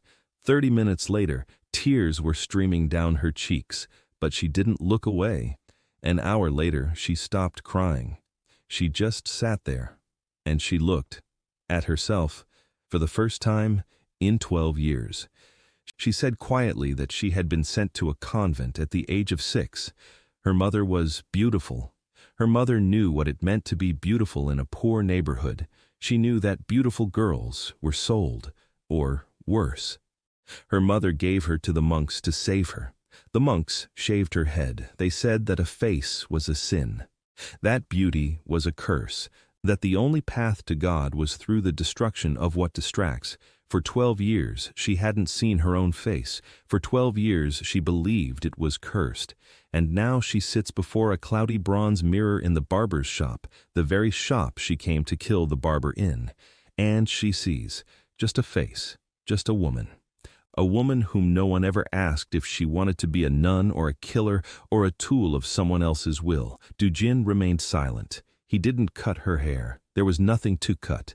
Her head was shaved, and that was right. Right now she needed to stay the same. She needed to see herself as she was, without hair, without a mask, without a hood. She stood up, put on her hood, walked to the door, stopped, said his name was Manhwa. Then she corrected herself. She said her name was Manhwa, not his, hers, the name she was given at birth. Do Jin said it was a beautiful name. She left. The knife remained under her robe. The tea on the table had grown cold, untouched. Do Jin sat down and exhaled. His hands were shaking, not out of fear. He wasn't afraid of the knife. He was afraid of not saying the right word, afraid that one wrong move would shatter something fragile, something that had been building for 12 years and could shatter at the slightest sound. But it turned out all right. She left alive, he left alive, and the mirror between them did what the scissors couldn't. A month passed. Manhwa didn't return. The church didn't send anyone else, but Do Jin could sense it. She was nearby. He saw shadows on the roof across the street. He saw footprints on the wet pavement in the morning. Someone was watching, not threateningly, just nearby. On the 32nd day, she came again, in the afternoon, without a hood, in plain clothes, not in a habit. Her hair was cut short like a hedgehog's quills, a month's growth. Do Jin saw her in the doorway and smiled. She didn't smile back, but she came in. She sat down in an armchair. She was silent for a long time. Then she said she'd left the order, that she'd taken off her habit, that she'd drowned the knife in the river, that she had nowhere to live, and that she wanted him to help her grow her hair out, like a human being. Do Jin nodded. He explained that growing hair out after many years of shaving was a process. Her scalp had lost its ability to grow hair. The follicles were weakened. It would take time, care, oils, massage. He began that very day, herbal oil from Emma's boy, warm, gentle. He rubbed it into her scalp with his fingertips. Slowly, in circular motions, Manhwa sat with her eyes closed. She wasn't trembling. She wasn't crying. She was simply there. Emma had found her a room at the widow's house 2 doors down. Sophie had found her a job, night watch at the warehouse by the river. Manhwa had been trained to fight. She knew how to move in the dark, to sense the space around her, to hear footsteps behind the wall. The warehouse hadn't been robbed once in all the time she'd worked there. Every third day she'd go to the shop. Do Jin would give her a head massage, rub oils into her scalp, talk to her quietly, without pressure. He asked about little things, what she'd eaten today, how she'd slept, whether she'd seen the sunset from the warehouse roof. She answered briefly, with just 1 or 2 words, but she answered. Her hair was growing, slowly, dark, thick. In 3 months it had grown 2 fingers worth, another month later 3 fingers worth. Do Jin kept an eye on it. He trimmed the ends. He monitored the direction of growth. He checked her scalp. It wasn't a haircut, it was growing it out, like a garden, like working with something alive. Manhwa was changing, not abruptly, not suddenly, millimeter by millimeter.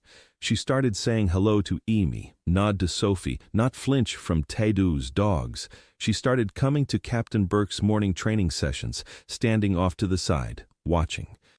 Once, one of the boys swung a stick at another too wide. Manhwa stepped in, intercepted the stick, gently, quickly. She adjusted his grip. She showed him how to strike without exposing himself, and she stepped back into the shadows. Burke looked at her. He nodded. He didn't ask anything. Soldiers understand each other without words. Do Jin watched and waited. The silhouette looming over Manhwa was strange. It showed no talent. It showed emptiness, but not a dead emptiness. A living one. An emptiness that waits, that listens, that senses the world a second before the world stirs. That was her talent, but it could only be revealed once her hair had grown long enough, when she was ready, when he could give her a real haircut. Until then, he simply took care of her. Every third day. Oils, massage, quiet conversation, and a chair in which, for the first time in her life, she could close her eyes without fearing that someone was standing behind her. Madison Croft appeared like a stone from a slingshot, without warning, with a crash and immediate destruction. The salon door burst open at lunchtime. Standing in the doorway was a girl of about 17, red-headed, shaggy, in an expensive dress that looked as if it had been slipped onto a wildcat. Her corset was half unlaced, her skirt was hiked up and tucked into her belt. Men's boots, dirty, a fresh scrape on her cheek. A horse stood behind her, tied to a downspout. The pipe was already bending. The girl looked around the shop. The armchair, the tools, Emma with her magazine, Sophie with a little bag of copper coins. Then she and said she'd come to spy. Everyone froze. Sophie dropped a copper coin. Emma raised an eyebrow. Do Jin blinked. The girl continued. She said her father had sent her to infiltrate the place, to gain their trust, to learn the barber's secrets, to report back to her father. Her father was Lord Kenneth Ashcroft, head of the Ashcroft household, one of the 3 contenders for the throne. She said all this in a single breath, without a pause, without a shadow of a doubt. Then she paused for a second and added that, as it turned out, she wasn't very good at spying. Sophie slowly picked up the copper coin from the floor. She looked at Do Jin.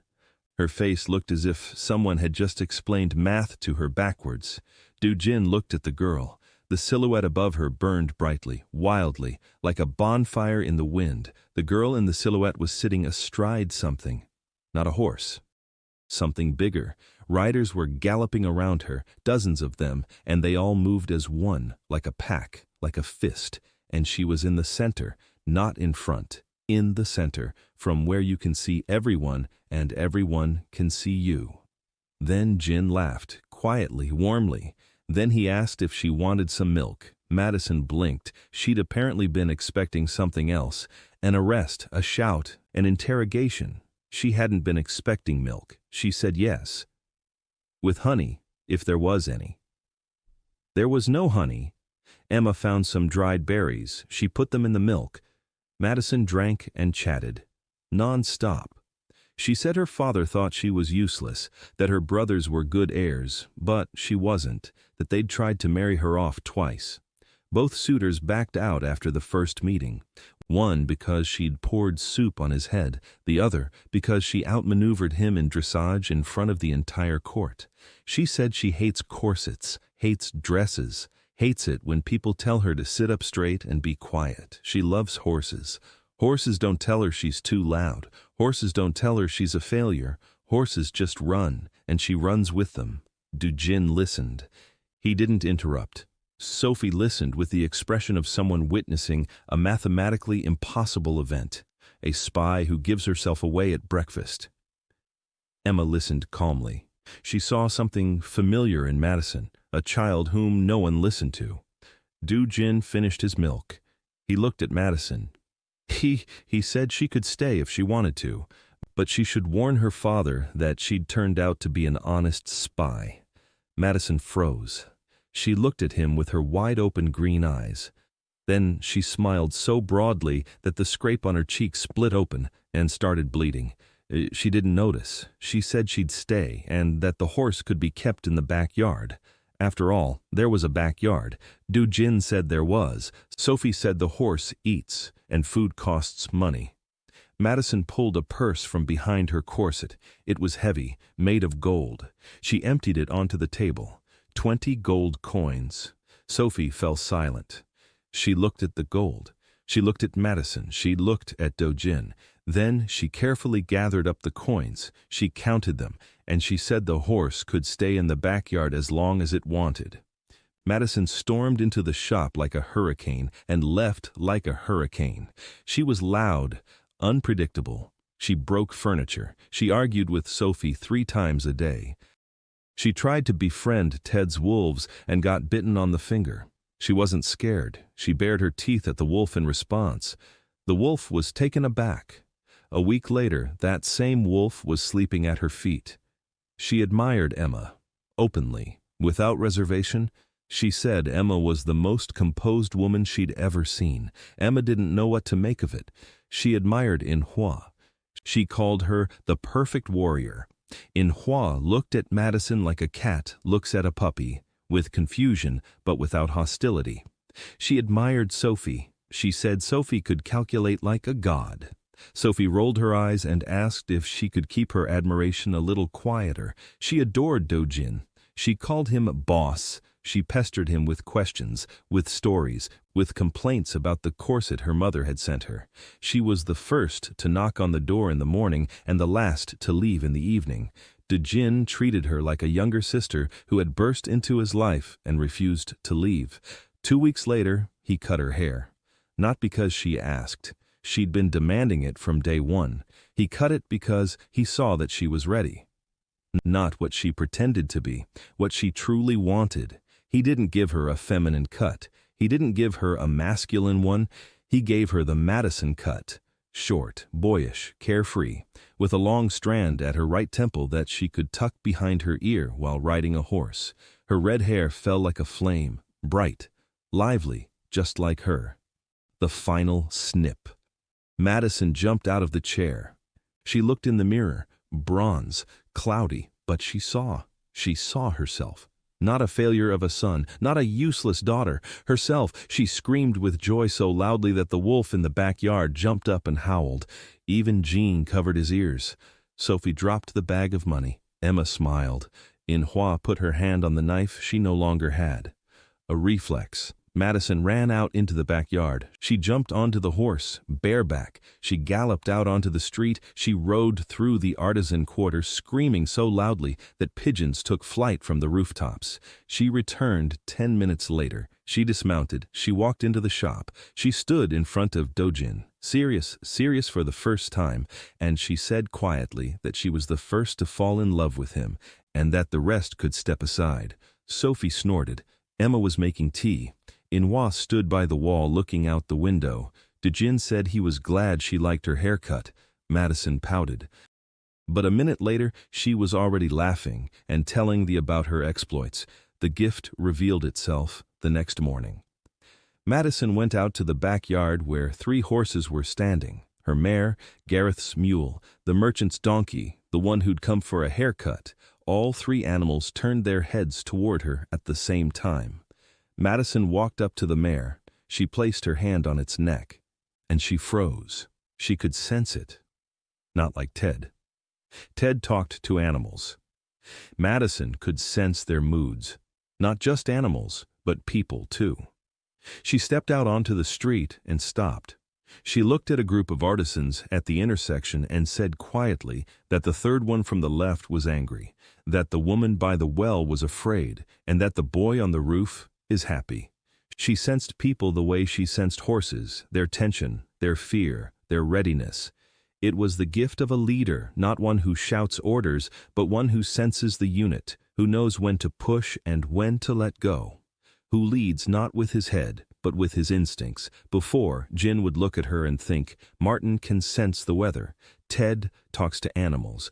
Gareth senses metal. Emma builds systems. Sophie calculates costs. Burke teaches survival. And now Madison senses people. Every piece is in place. Every talent complements the others. This isn't just a shop anymore. It's an organism. The bookstore on the corner of Elm Street had no sign, just a door, dark, heavy, with a brass handle that had turned green with age. Gene used to walk past it every day on his way to the market to buy hair oil. In his 4th month in town, he finally went inside. Inside, it smelled of old paper and something bitter, like cold coffee, but not coffee, something he didn't recognize. Shelves reaching to the ceiling. Books, scrolls, bundles of parchment, dust, a silence so deep you could hear particles settling in the air. A woman sat behind the counter. Her age was hard to tell. She looked about 25, maybe 30. Her dark hair was tucked under a scarf. She wore gloves on both hands. Dark clothing, dark eyes, a cup of something dark in her hands. She looked at Do Jin. He looked at her, and for the first time in this world, he didn't see a silhouette. Nothing, no image superimposed over the real person, emptiness, but not the dead emptiness of broken people, something else, the emptiness of something that hadn't yet begun, or that had been halted mid-sentence. This struck him. He stood in the doorway and watched. She sipped her dark drink and looked at him. Neither of them said a word. Then she asked if he was looking for anything in particular. Do Jin said he was looking for old texts on the barber's craft. She raised an eyebrow. Just one, slowly lie, like someone who hadn't been surprised by anything in a long time, and now, finally. She asked why he needed them. Do Jin said he was a barber and wanted to know the history of his craft. She set down her cup. She stood up. She walked to the back of the shop. She returned a minute later with a thin, leather-bound book. She placed it on the counter. She said it was the only one they had. The Chronicle of the Volmark Guilds, 4th edition, abridged. Everything concerning barbers had been cut out by church censorship 200 years ago, but the marginal notes contained references to earlier texts if one knew where to look. Do Jin opened the book. The pages were yellowed and brittle. The text was small, in the common tongue, but an old one, with turns of phrase he didn't recognize. He flipped through it, found a section, The Barber's Brotherhood. 2 pages, half of it smeared with black paint. He read what remained. The Brotherhood of Revealers, founded 1,100 years ago, an association of masters who, through haircutting, revealed a person's hidden essence. They operated in every city of the kingdom, officially recognized. They held guild status. Then, black paint. A page had been torn out. The next one began with words about the ban on the craft and the execution of all members of the Brotherhood by royal decree. The king's name was smeared out. The reason was smeared out. The date was smeared out. Then Jin closed the book. He looked at the woman. She was standing there, looking at him. There was something in her eyes, something he couldn't read, not fear, not curiosity, recognition, as if she had been waiting for him. He asked her name. She paused. Then she said, Lilith, Lilith Wan. Do Jin asked how long she'd been in town. Lilith said a long time, a very long time. Do Jin asked if she knew anything else about the Brotherhood of the Revealers. Lilith put a glove on her right hand, the one she'd taken off while reaching for the book. Slowly, carefully, finger by finger. Then she said she knew more than what was written in the books, but no more than she was ready to tell today. Do Jin nodded. He asked if he could come back again. Lilith said the shop was open every day except the days when it was closed. Do Jin decided it was a joke or something like that. He went outside. He stood on the street. It was starting to rain. A light rain, warm, spring rain, he thought. The brotherhood of the revealers, his predecessors, his school, his craft, which had existed 1,000 years ago and had been destroyed, and someone had very carefully erased all traces of it, every record, every name, every mention, as if they wanted not just to ban the craft, but to pretend it had never existed. Then Jin began coming to the shop every week. Lilith gave him books, one at a time, each subsequent one slightly older than the previous one, each with a little less black ink. He read slowly. The language was archaic. The turns of phrase were unfamiliar, but the essence came through. The brotherhood was more than just a barber's guild. It was a system. Masters who traveled the country, who cut people's hair not for money, but for the chance to reveal their true selves, who believed that every person is born with a gift, and that the master's task is not to create the gift, but to remove what prevents it from manifesting: fear, shame, others' expectations, social class. The law. The brotherhood helped peasants who were born sages to reveal their true selves, soldiers who were born poets, princesses who were born healers. They didn't make people stronger, they made people authentic, and that frightened those in power more than any army.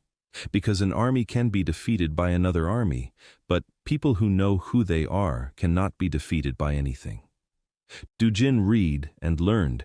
Every description was about him, every method was his method. The conversation before the haircut, the question about childhood, the search for the true self beneath the mask. He didn't invent anything. He remembered. He remembered what he had known 1,000 years ago in another life. This thought came quietly, without thunder or lightning. While just sitting in a dark cafe with a book on his lap, he wasn't surprised, as if he'd always known, as if the wet tiles at the Seoul subway station weren't a coincidence but a homecoming. Lilith was watching. Every time he came, she was already waiting. With a cup of dark coffee, with a book prepared in advance. She didn't ask questions, she didn't explain, she just gave it to him and watched. On his 5th visit, Do Jin asked her directly. He asked who she was. Lilith set down her cup. She was silent for a long time. Then she said she would tell him. But not now. When he was ready. Do Jin asked, "Ready for what?" Lilith said, "For the truth." Do Jin wanted to ask more, but stopped himself. He saw her eyes. There was weariness in them, not the weariness of a single day, not of a single week. It was the kind of weariness that had been building up for centuries. He didn't know where that thought came from. Centuries, but it was accurate. He could feel it, just as he could sense the true essence of every client. Only Lilith had no essence. There was emptiness, and that emptiness told him to wait. He nodded, he stood up, he left. The rain had stopped. The sun was breaking through the clouds. On Vyazovaya Street, the air smelled of wet stone and soap from his shop. He walked home. He thought as he walked. The brotherhood was destroyed 1,000 years ago. Lilith knows more than she says. Lilith was waiting for him. Lilith has no silhouette. Lilith wears gloves. Lilith is drinking something dark. Lilith is tired like a person who has lived too long. He didn't know the answer, but he knew the answer would come when he was ready. That evening, Emma brought tea, just the right temperature. Do Jin sat in an armchair and stared at the wall. Emma set the cup down beside him. She paused. Then she asked what had happened. Do Jin said he'd found something, that his craft was older than he'd thought, that he wasn't the first, that there had been others before him, and that they'd all been killed. Emma listened. She didn't interrupt. Then she asked quietly if that meant they wanted to kill him, too.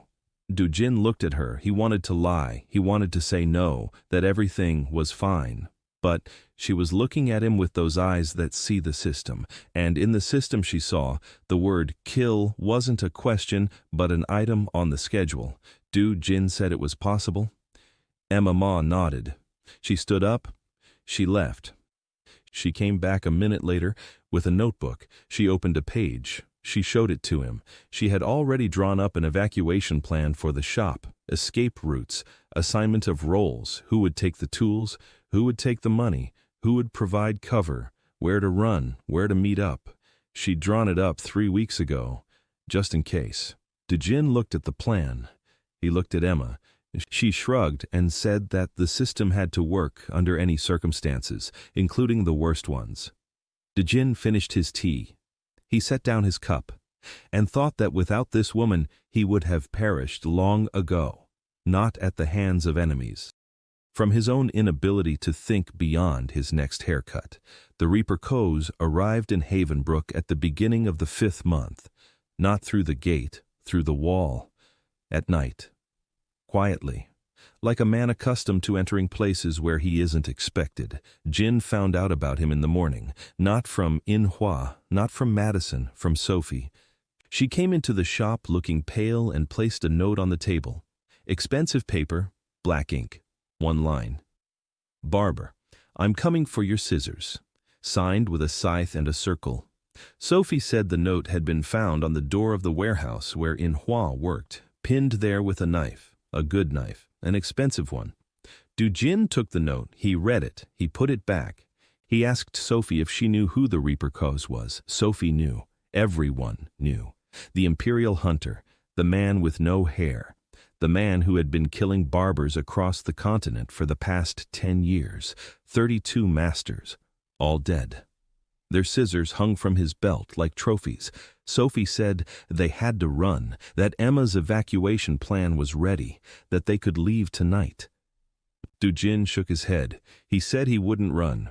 Sophie called him an idiot. Do Jin didn't argue. He gathered everyone, Emma, Sophie, Inshuo, Madison, Captain Burke, Gareth, Ted, and the wolves. They got into the van. Do Jin explained, the Reaper Coes, Caden Moore, the barber hunter. He's coming after him. He'll be here soon. Maybe today, maybe tomorrow. Madison jumped up and said she'd tear him to pieces. Burke put his hand on her shoulder and told her to sit down. Madison sat down. Manhwa stood against the wall, silent, eyes closed. She was already listening to the void. Do Jin looked at each of them, his people, his chosen ones, each in his place. Each with a talent he dug out from beneath fear and filth and other people's expectations. He said he didn't want blood, that the Reaper Coes wasn't an enemy. He was a client whom no one had cut. Sophie looked at him as if he were crazy. Emma looked at him as if he were someone who knew what he was doing, the difference in their eyes. Emma asked what the plan was. Do Jin said the plan was simple. They would wait, he would come, and Do Jin would cut his hair. Madison opened her mouth. Closed it, opened it again. She said it was the dumbest plan she'd ever heard in her life. Burke said that in war, the simplest plans work best. Manhwa opened her eyes and said one word. Roof. Then she turned and walked out. Do Jin understood. Manhwa would take up a position, not to attack, but to keep watch. She would be his eyes. Emma stood up and opened a notebook. She began assigning roles. Madison and Ted in the backyard, the wolves along the perimeter, Burke at the door, Gareth with a hammer in the blacksmith's shop across the street, Sophie with the money and documents, ready to evacuate if things went wrong, Nora on the roof across the street, Oliver on the street with an alternate route. Do Jin listened and thought that Emma turned chaos into order as naturally as she breathed. That evening he sat in an armchair, alone. The shop was closed, the lamp was on, the scissors lay on the table. He looked at them. Steel from Seoul, 800,001, a tool that had been with him through death and across the world, one that had cut dozens of people, that had never let him down. He picked up the scissors, turned them over in his fingers, the familiar weight, the familiar balance, the familiar coldness of the steel. He thought of Caden Moore, the man without hair, without a face, without a self, a man who, as a child, had been scalded with boiling water under the guise of treatment, whom his mother had taken to a barber, and the barber had turned him into a cripple, and who, ever since, had killed everyone who picked up a pair of scissors. Jin understood him. He understood him just as he understood everyone who sat in his chair. Pain creates monsters.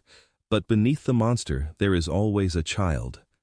And that child simply wants someone to finally touch his head without causing pain. The door opened at midnight. No knock, no sound, it just opened. A man stood in the doorway. Tall, thin, in a black coat. His head was bald. Burns covered his skin from his forehead to the nape of his neck. Pink, old, rough.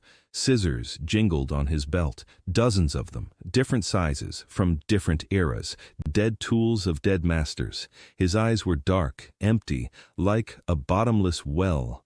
Caden Moore walked in. He looked at the armchair, at the table, at the lamp, at Do Jin. He didn't draw a weapon, he didn't raise a hand. He just stood there and watched. Do Jin sat in the chair, calmly, with scissors on his lap. He looked at Caden, and for the first time in all his time in this world, he saw a silhouette that made him want to look away.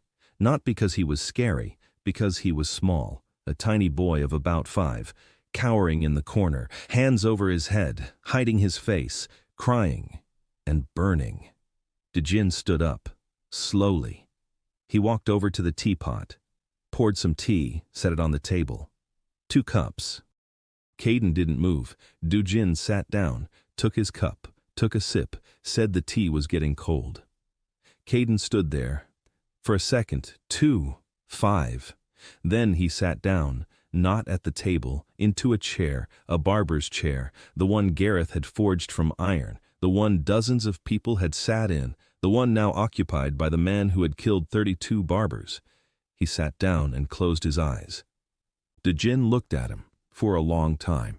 Then he stood up, walked over, heated some water, a lot of water, warm, not hot, never hot, he remembered, boiling water, burns.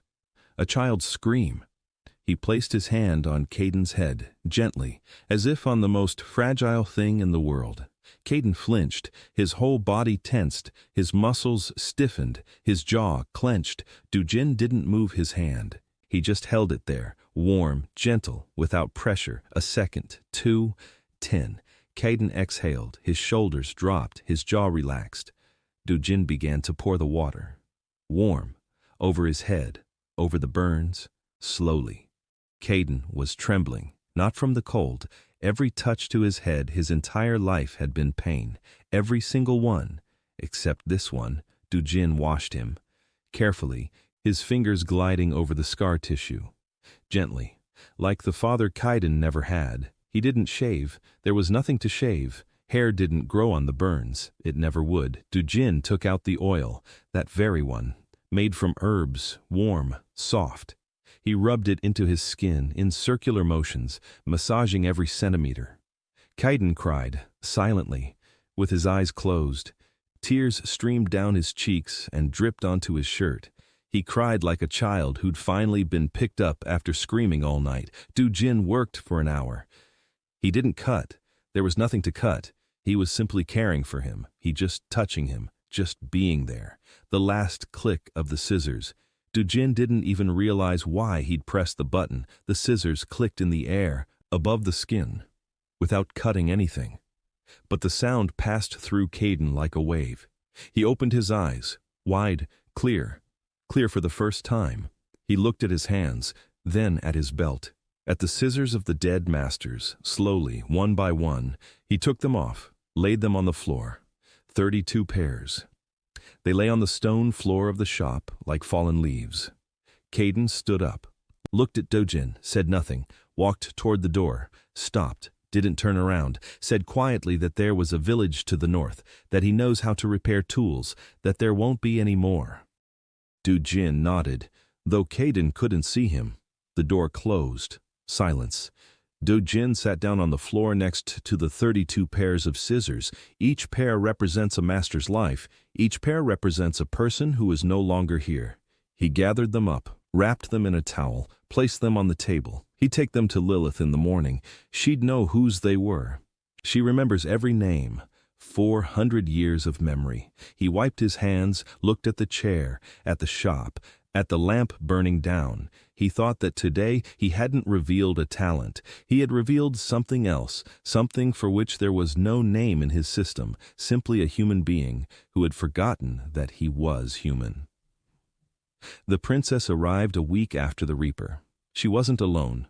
She was accompanied by 2 monks who carried her on a stretcher. She was unconscious, thin. Her head was shaved. Her skin was gray. Her lips were chapped. Around her neck was a locket bearing the coat of arms of House Valmark, 3 crowns and a sword. The monks set the stretcher by the door and left. Without a word, without an explanation, they simply turned and vanished into the morning crowd. Emma stepped out first. She looked at the stretcher. She looked at the girl. Then she looked at the locket, and she turned pale. She recognized that coat of arms. Everyone did. 3 crowns. The House of Valmark. Royal blood. Sophie followed her out. She saw the locket. She whispered that it couldn't be, that the 3rd princess, Adelia, had died of a fever at the age of 7, that it was written in every chronicle, that if this girl was that very princess, then they had a bomb lying in the shop that would blow up the entire kingdom. Do Jin carried the girl into the shop. He laid her on the couch that Gareth had welded together from iron rods. He looked at her. Her silhouette was faint, flickering, like Emma's son's had when he was dying, but different, deeper, golden. The woman in the silhouette stood upright, in a simple dress, without a crown, without jewelry. Her arms stretched forward, her palms glowed, and the people around her were drawn to that light as if to the warmth of a campfire on a winter night. Until then, Jin had seen and understood the Valmark blood magic, healing by touch, a gift that had lain dormant within her for 20 years, a gift her family had wanted to destroy. He called out to Emma's son. The boy ran over. He looked at the girl. He looked at his hands. He reached into his bag. He pulled out 3 bunches of herbs. He rubbed them between his palms. He brought them close to her face. Adelia sighed deeply, like someone who had finally caught her breath. She didn't open her eyes, but her breathing evened out. The boy said she needed warmth, water, and time, and that the herb with blue leaves that grows by the river would help. He ran off to get the herb. Emma had everything organized within an hour. A couch by the window, clean rags, warm water, someone on duty. Sophie was calculating how much it cost to care for the princess each day.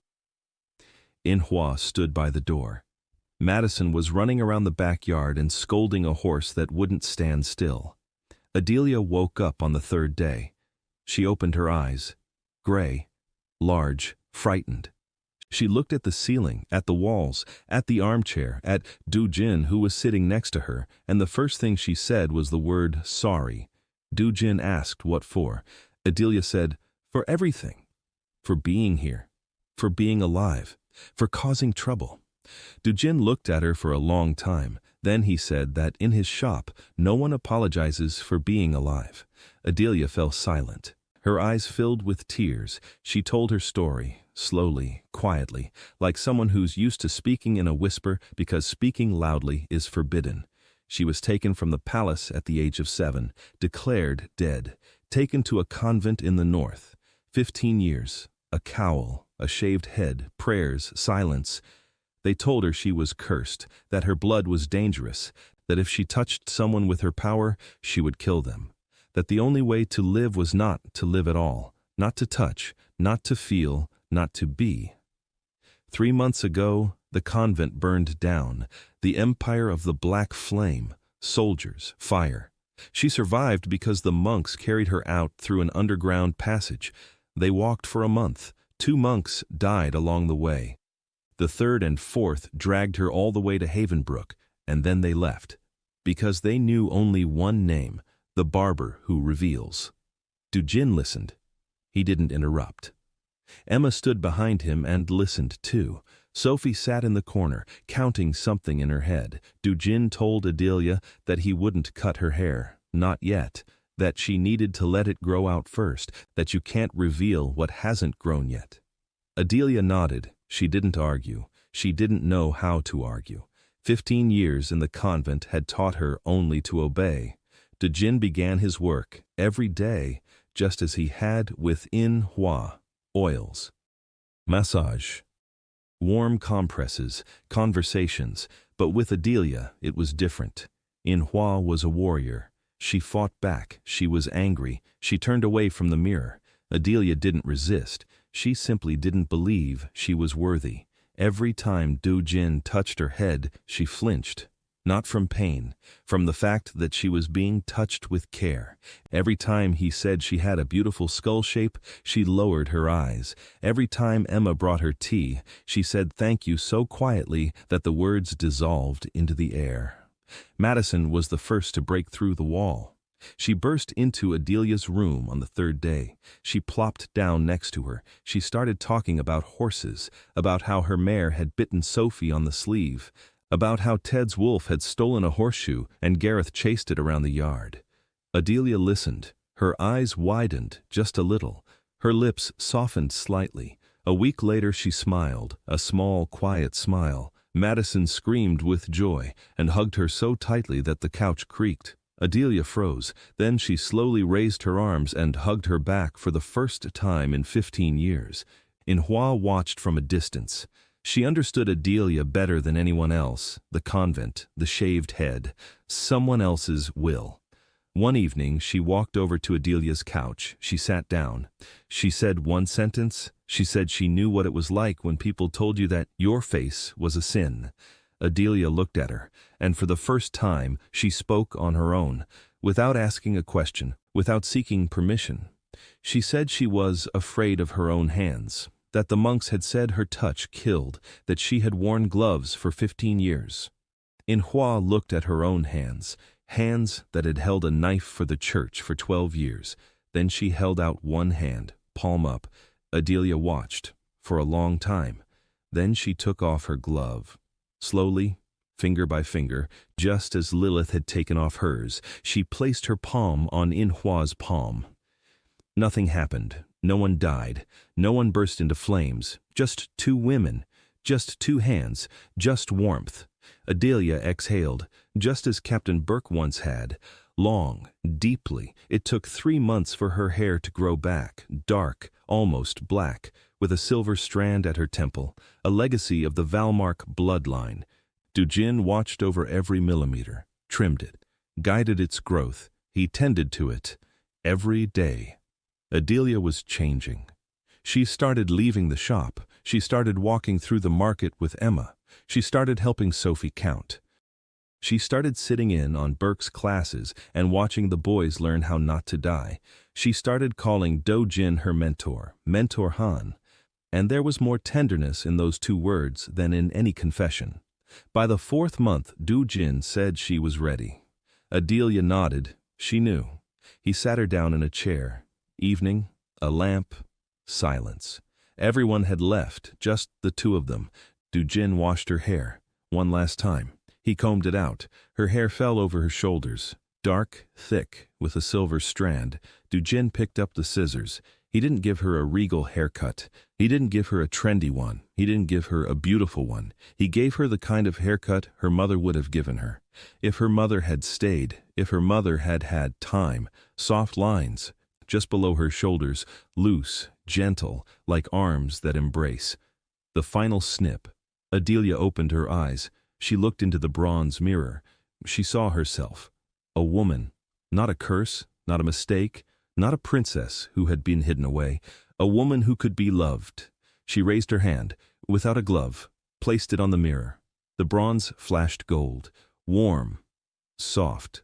Light spread across the walls, across the ceiling, across the floor, and faded. Adelia withdrew her hand, looked at her palm. Clean. Warm. Alive. Then she looked at Do Jin and said 2 words. Mentor Han. Nothing more.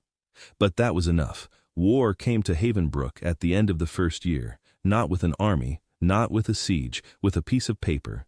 3 messengers arrived on the same day. In the morning, from the Ashcroft household. At noon, from the Kerrigan household. In the evening, from the Whitmar household.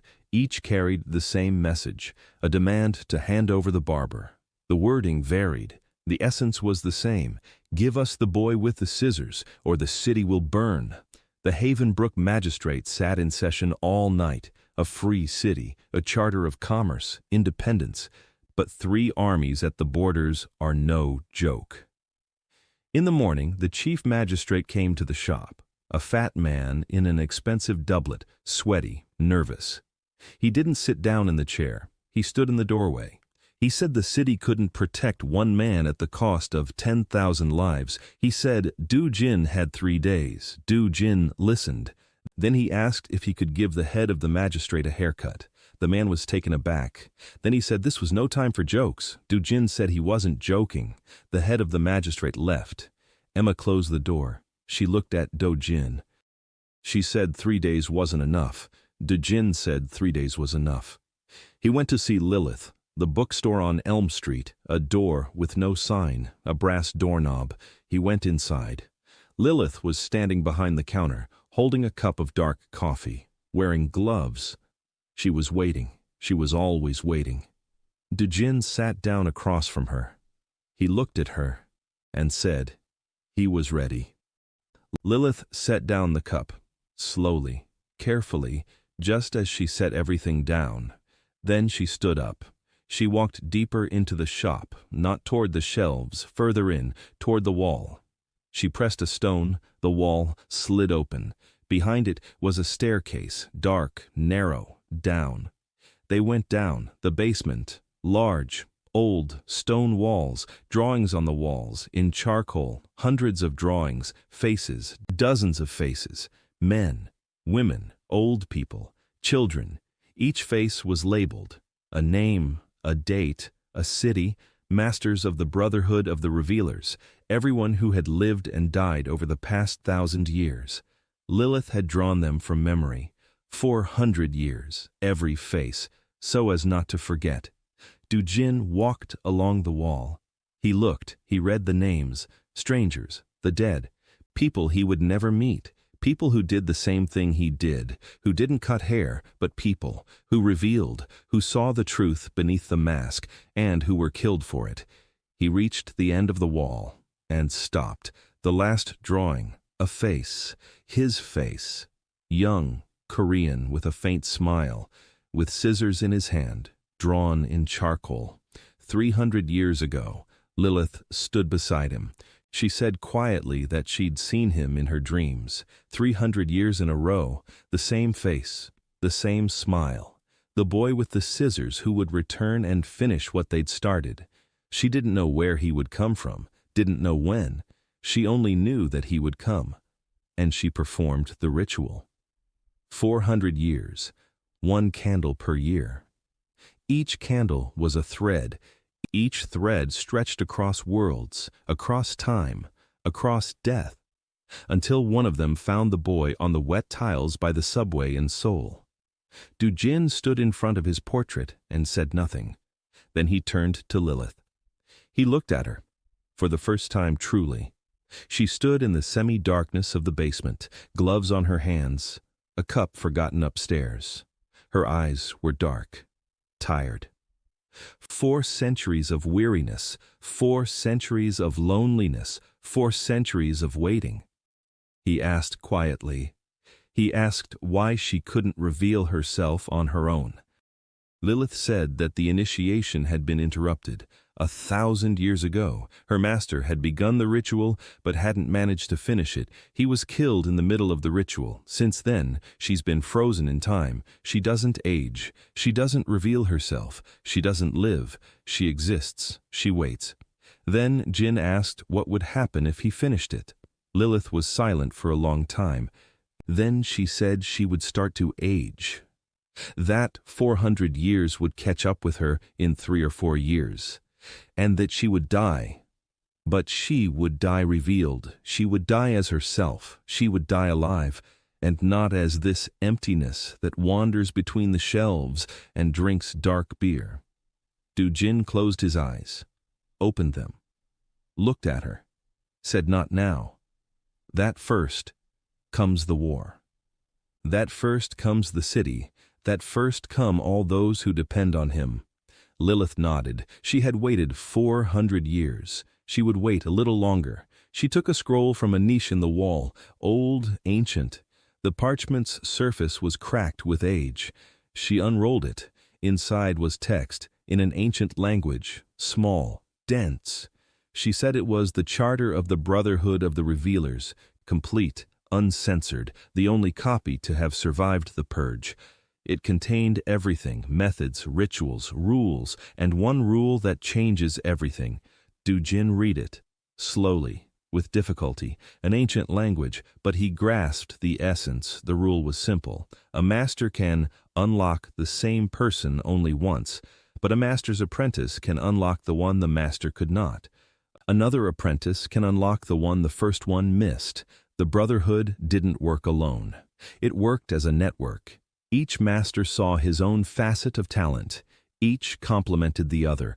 No single person could uncover the whole world, but the Brotherhood could. Do Jin rolled up the scroll. He looked at Lilith. She was looking at him with an expression he'd only ever seen on Emma's face when she knew he'd finally understood. He said he needed apprentices. Real ones. Not assistants, not managers. Masters. Those who could cut like he did, see silhouettes, uncover. Lilith said he already had students, he just hadn't realized who they were yet. Do Jin left the basement. He went upstairs. He stepped out onto Elm Street. The rain had stopped. The sun was breaking through the clouds. He walked toward the shop, lost in thought. 3 armies at the city gates, 3 days, and a single scroll that told him he needed masters, not soldiers. He entered the shop. Everyone was there.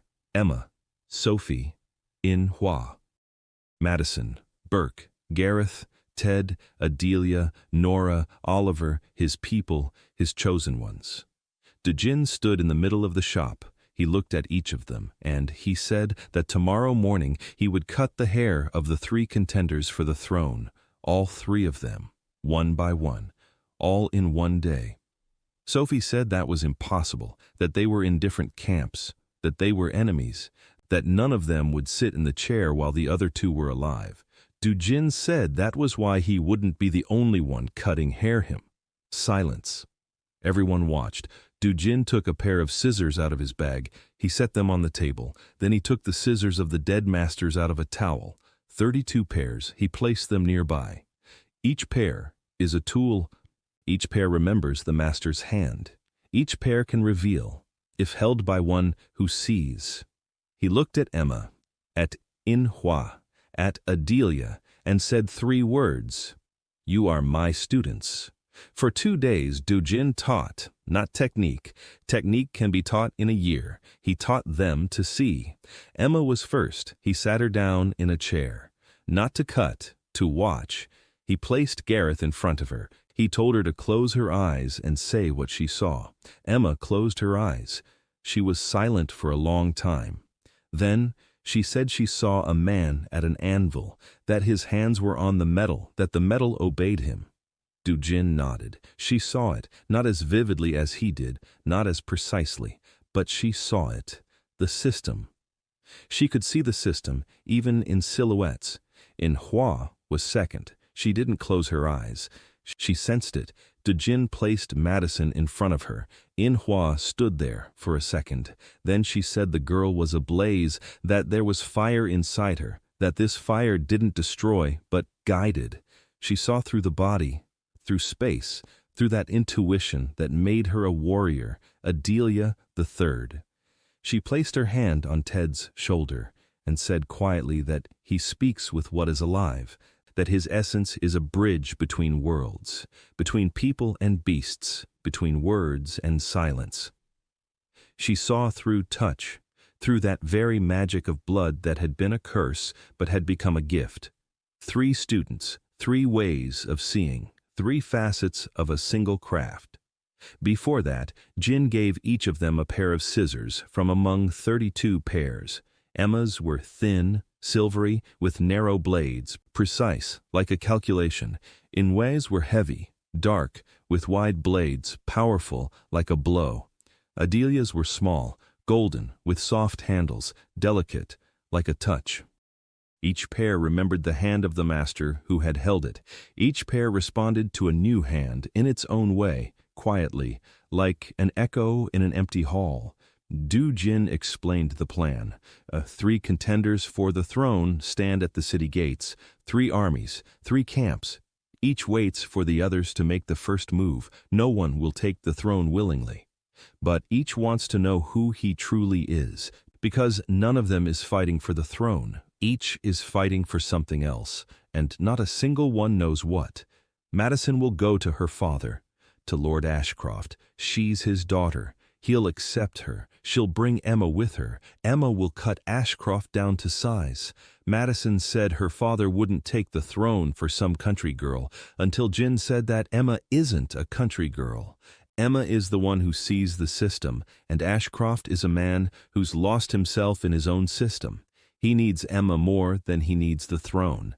Adelia will go to the Whitmar estate. She's a princess, royal blood. The Whitmars won't refuse her a meeting. She'll cut Lord Whitmar's hair herself. Adelia said she wasn't sure, that she'd only been training for 2 days, that she might make a mistake. Do Jin said there are no mistakes, that there is only the truth, and that the truth can never be wrong. Do Jin will go to the Kerrigan estate himself, with Manhwa. Manhwa will be his bodyguard, and his second set of eyes. If he can't cut Kerrigan's hair, if Kerrigan refuses, if Kerrigan orders him killed, Manhwa will cut it. Manhwa said she's a nun, not a barber. Do Jin said she's a master who hasn't believed it yet. Sophie stayed at the shop, with Burke, with Gareth, with Ted. Sophie said that if all 3 didn't come back, she'd take the cash register and head south. Do Jin looked at her. Sophie looked away. Then she said quietly that she was joking, that she wouldn't go anywhere, that she'd wait. Morning of the 3rd day. 3 groups left Havenbrook through 3 different gates. Madison and Emma headed west, toward the Ashcrofts' camp. Madison rode ahead, her red hair blowing in the wind, free, vibrant, like a flame. Emma sat in the wagon behind her, calm, with a magazine on her lap and a pair of scissors in her pocket. Adelia headed north toward the Whit Merrim, alone, on the horse Madison had given her. Her hair pulled back, a silver strand by her temple, her back straight, for the first time in her life. Jin and Manhwa headed east toward the Kerrigans, on foot, in silence. Manhwa walked slightly ahead. She felt the road, every stone, every bush, every shadow. The Ashcroft camp was large, tense, banners, soldiers. Lord Kenneth Ashcroft stood by the tent and watched as his daughter dismounted. Red-haired, short-cropped, wearing men's boots, no corset. He didn't hug her, didn't smile. He looked at Emma, asked who she was. Madison said she was the one who would cut his hair. Ashcroft laughed. Madison didn't laugh. Ashcroft stopped laughing. He looked at Madison, at her eyes, at the way she stood, straight, confident, not like a failed daughter, like a commander. He asked what had happened to her. Madison said she'd had her hair cut. Ashcroft was silent. Then he looked at Emma, a thin girl with shoulder-length light brown hair, with quiet eyes, with scissors that didn't fit in her small hand. He asked why he should sit down in the chair next to her. Emma looked at him for a long time. Then she said quietly that he wasn't waging war for the throne, that he didn't need the throne, that he was waging war because he didn't know what else to do, that he'd lost himself so long ago that he'd forgotten what it even meant to lose. Ashcroft turned pale. Then he blushed. Then he sat down. In the folding chair, Emma approached. Her hands were trembling. But the scissors weren't trembling, the scissors of a dead master in the hands of a living apprentice. She cut in silence, short, neat, in a military fashion but without war, like a man who had finally stopped fighting. Ashcroft sat with his eyes closed, a tear down his cheek. Just one, the final snip. Ashcroft opened his eyes. He looked at his hands, the hands of a commander, hands that had signed orders to kill, hands that had long forgotten how to build.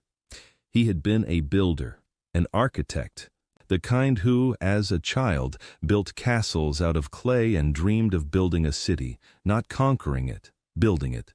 He stood up. He looked at Madison. His daughter was looking at him, green eyes, bright, alive. For the first time in his life, he saw her, not his failed son, his daughter.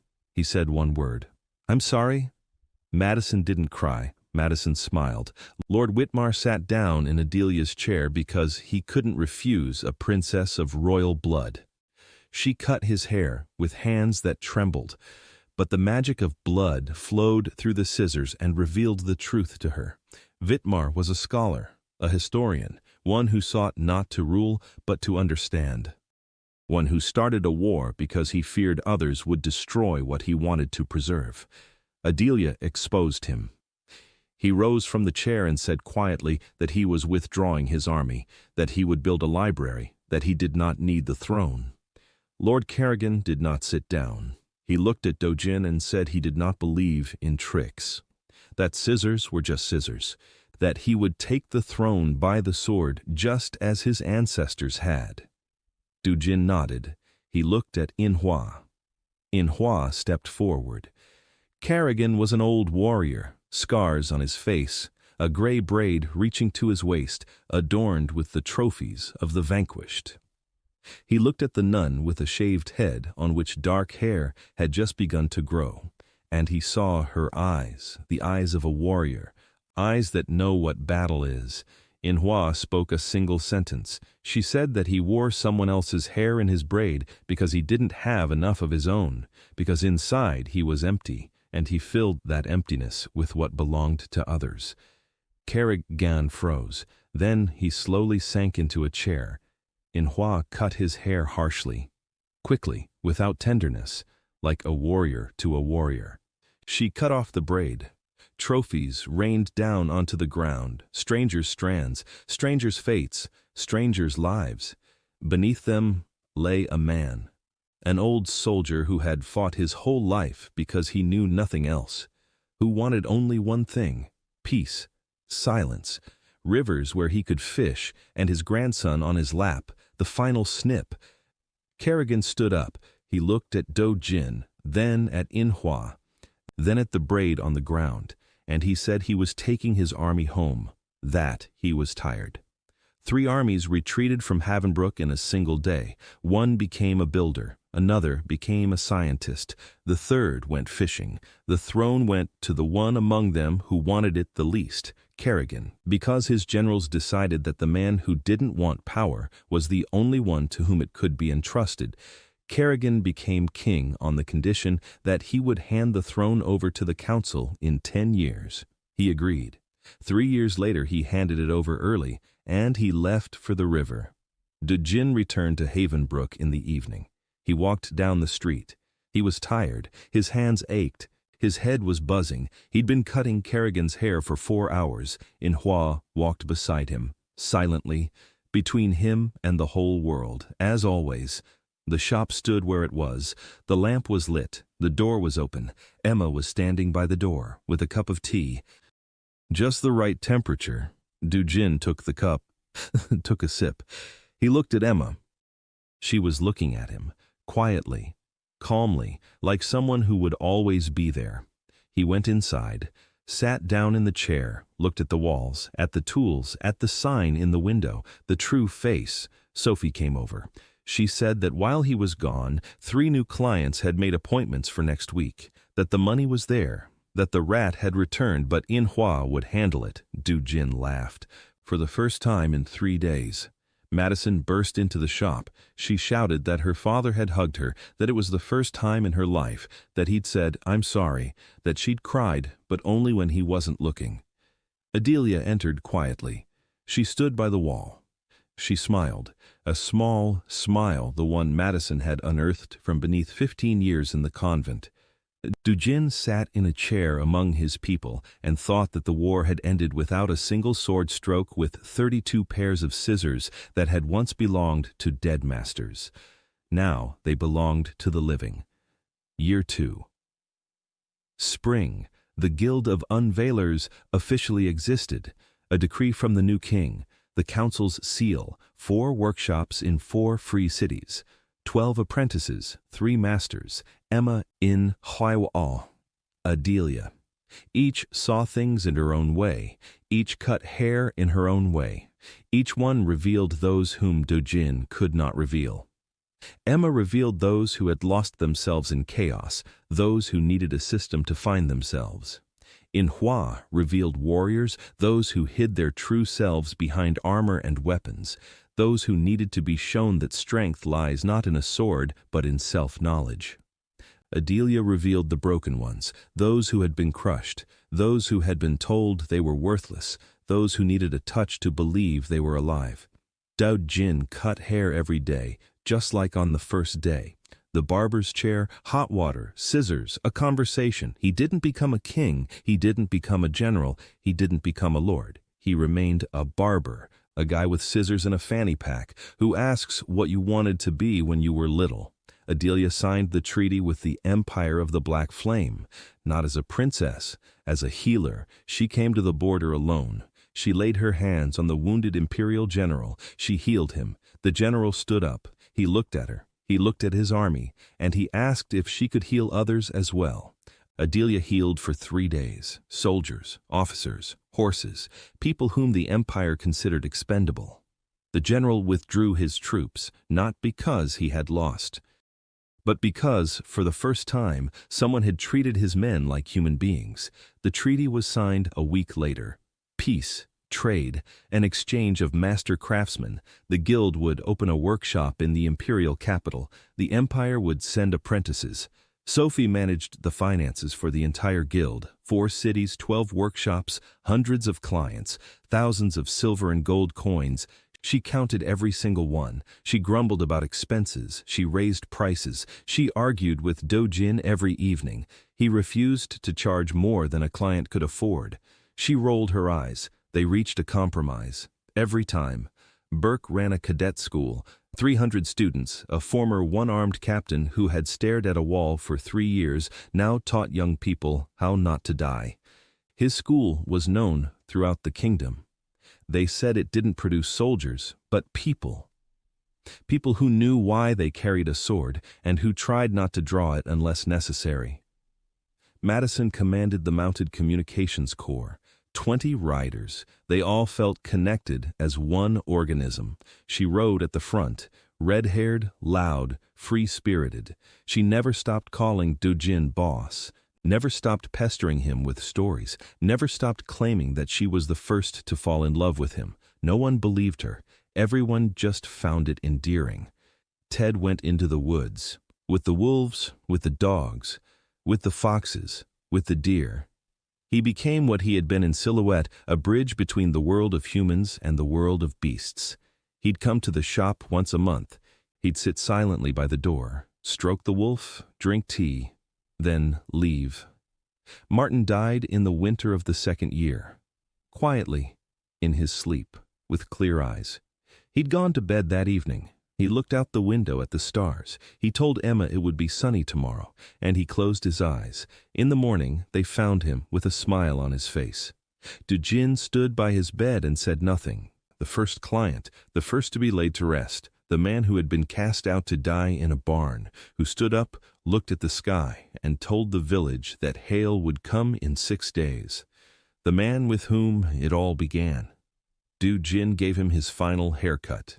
Neatly, just like on the first day, short in the back, open forehead, a skipper's beard, dignified. They buried him on a hill from which the sky was visible, the whole sky, from horizon to horizon, just as he loved it, spring of the 2nd year. Lilith came into the shop, without gloves. For the first time, her hands were pale, slender, old, much older than her face. Do Jin looked at her hands and understood. Time was catching up with her, slowly, but it was catching up. She stood in the doorway and looked at him, dark eyes, tired. 400 years of weariness. She said she was ready. Do Jin looked at her, for a long time. She stood there and waited, just as she had waited for 400 years, only now it wasn't a ritual, not a candle, not a dream, Just a chair, just a pair of scissors, just the master who had finally arrived. Do Jin closed the shop. He drew the curtains, he lit the lamp. Everyone gathered, not because he'd called them, because they knew. Emma stood by the wall, Sophie next to her, In Hua by the door.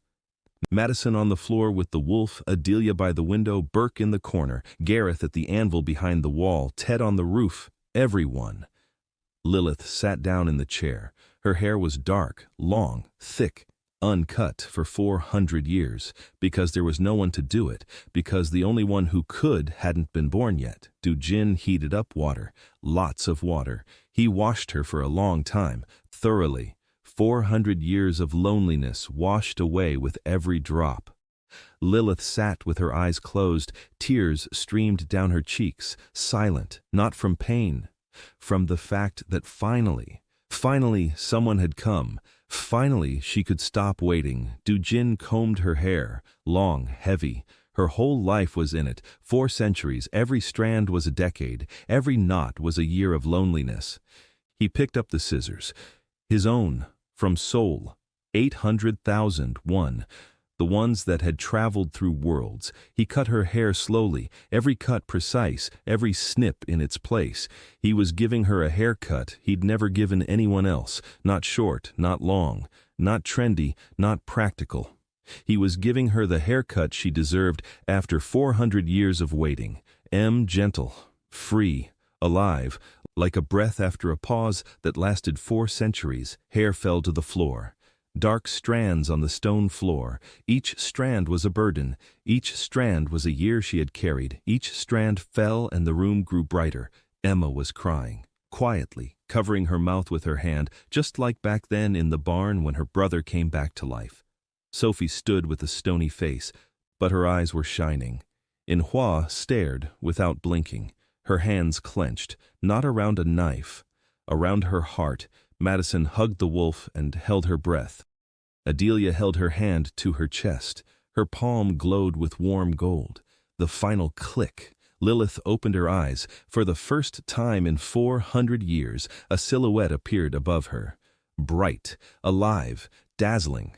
The woman in the silhouette stood in a hall full of people, scissors in her hands, a smile on her face. Masters all around her, dozens, hundreds, thousands, and every one of them was cutting, every one was unfolding, every one was seeing. Lilith was the master of masters, the one who teaches the teachers, the one who passes on knowledge, the one who weaves threads into fabric.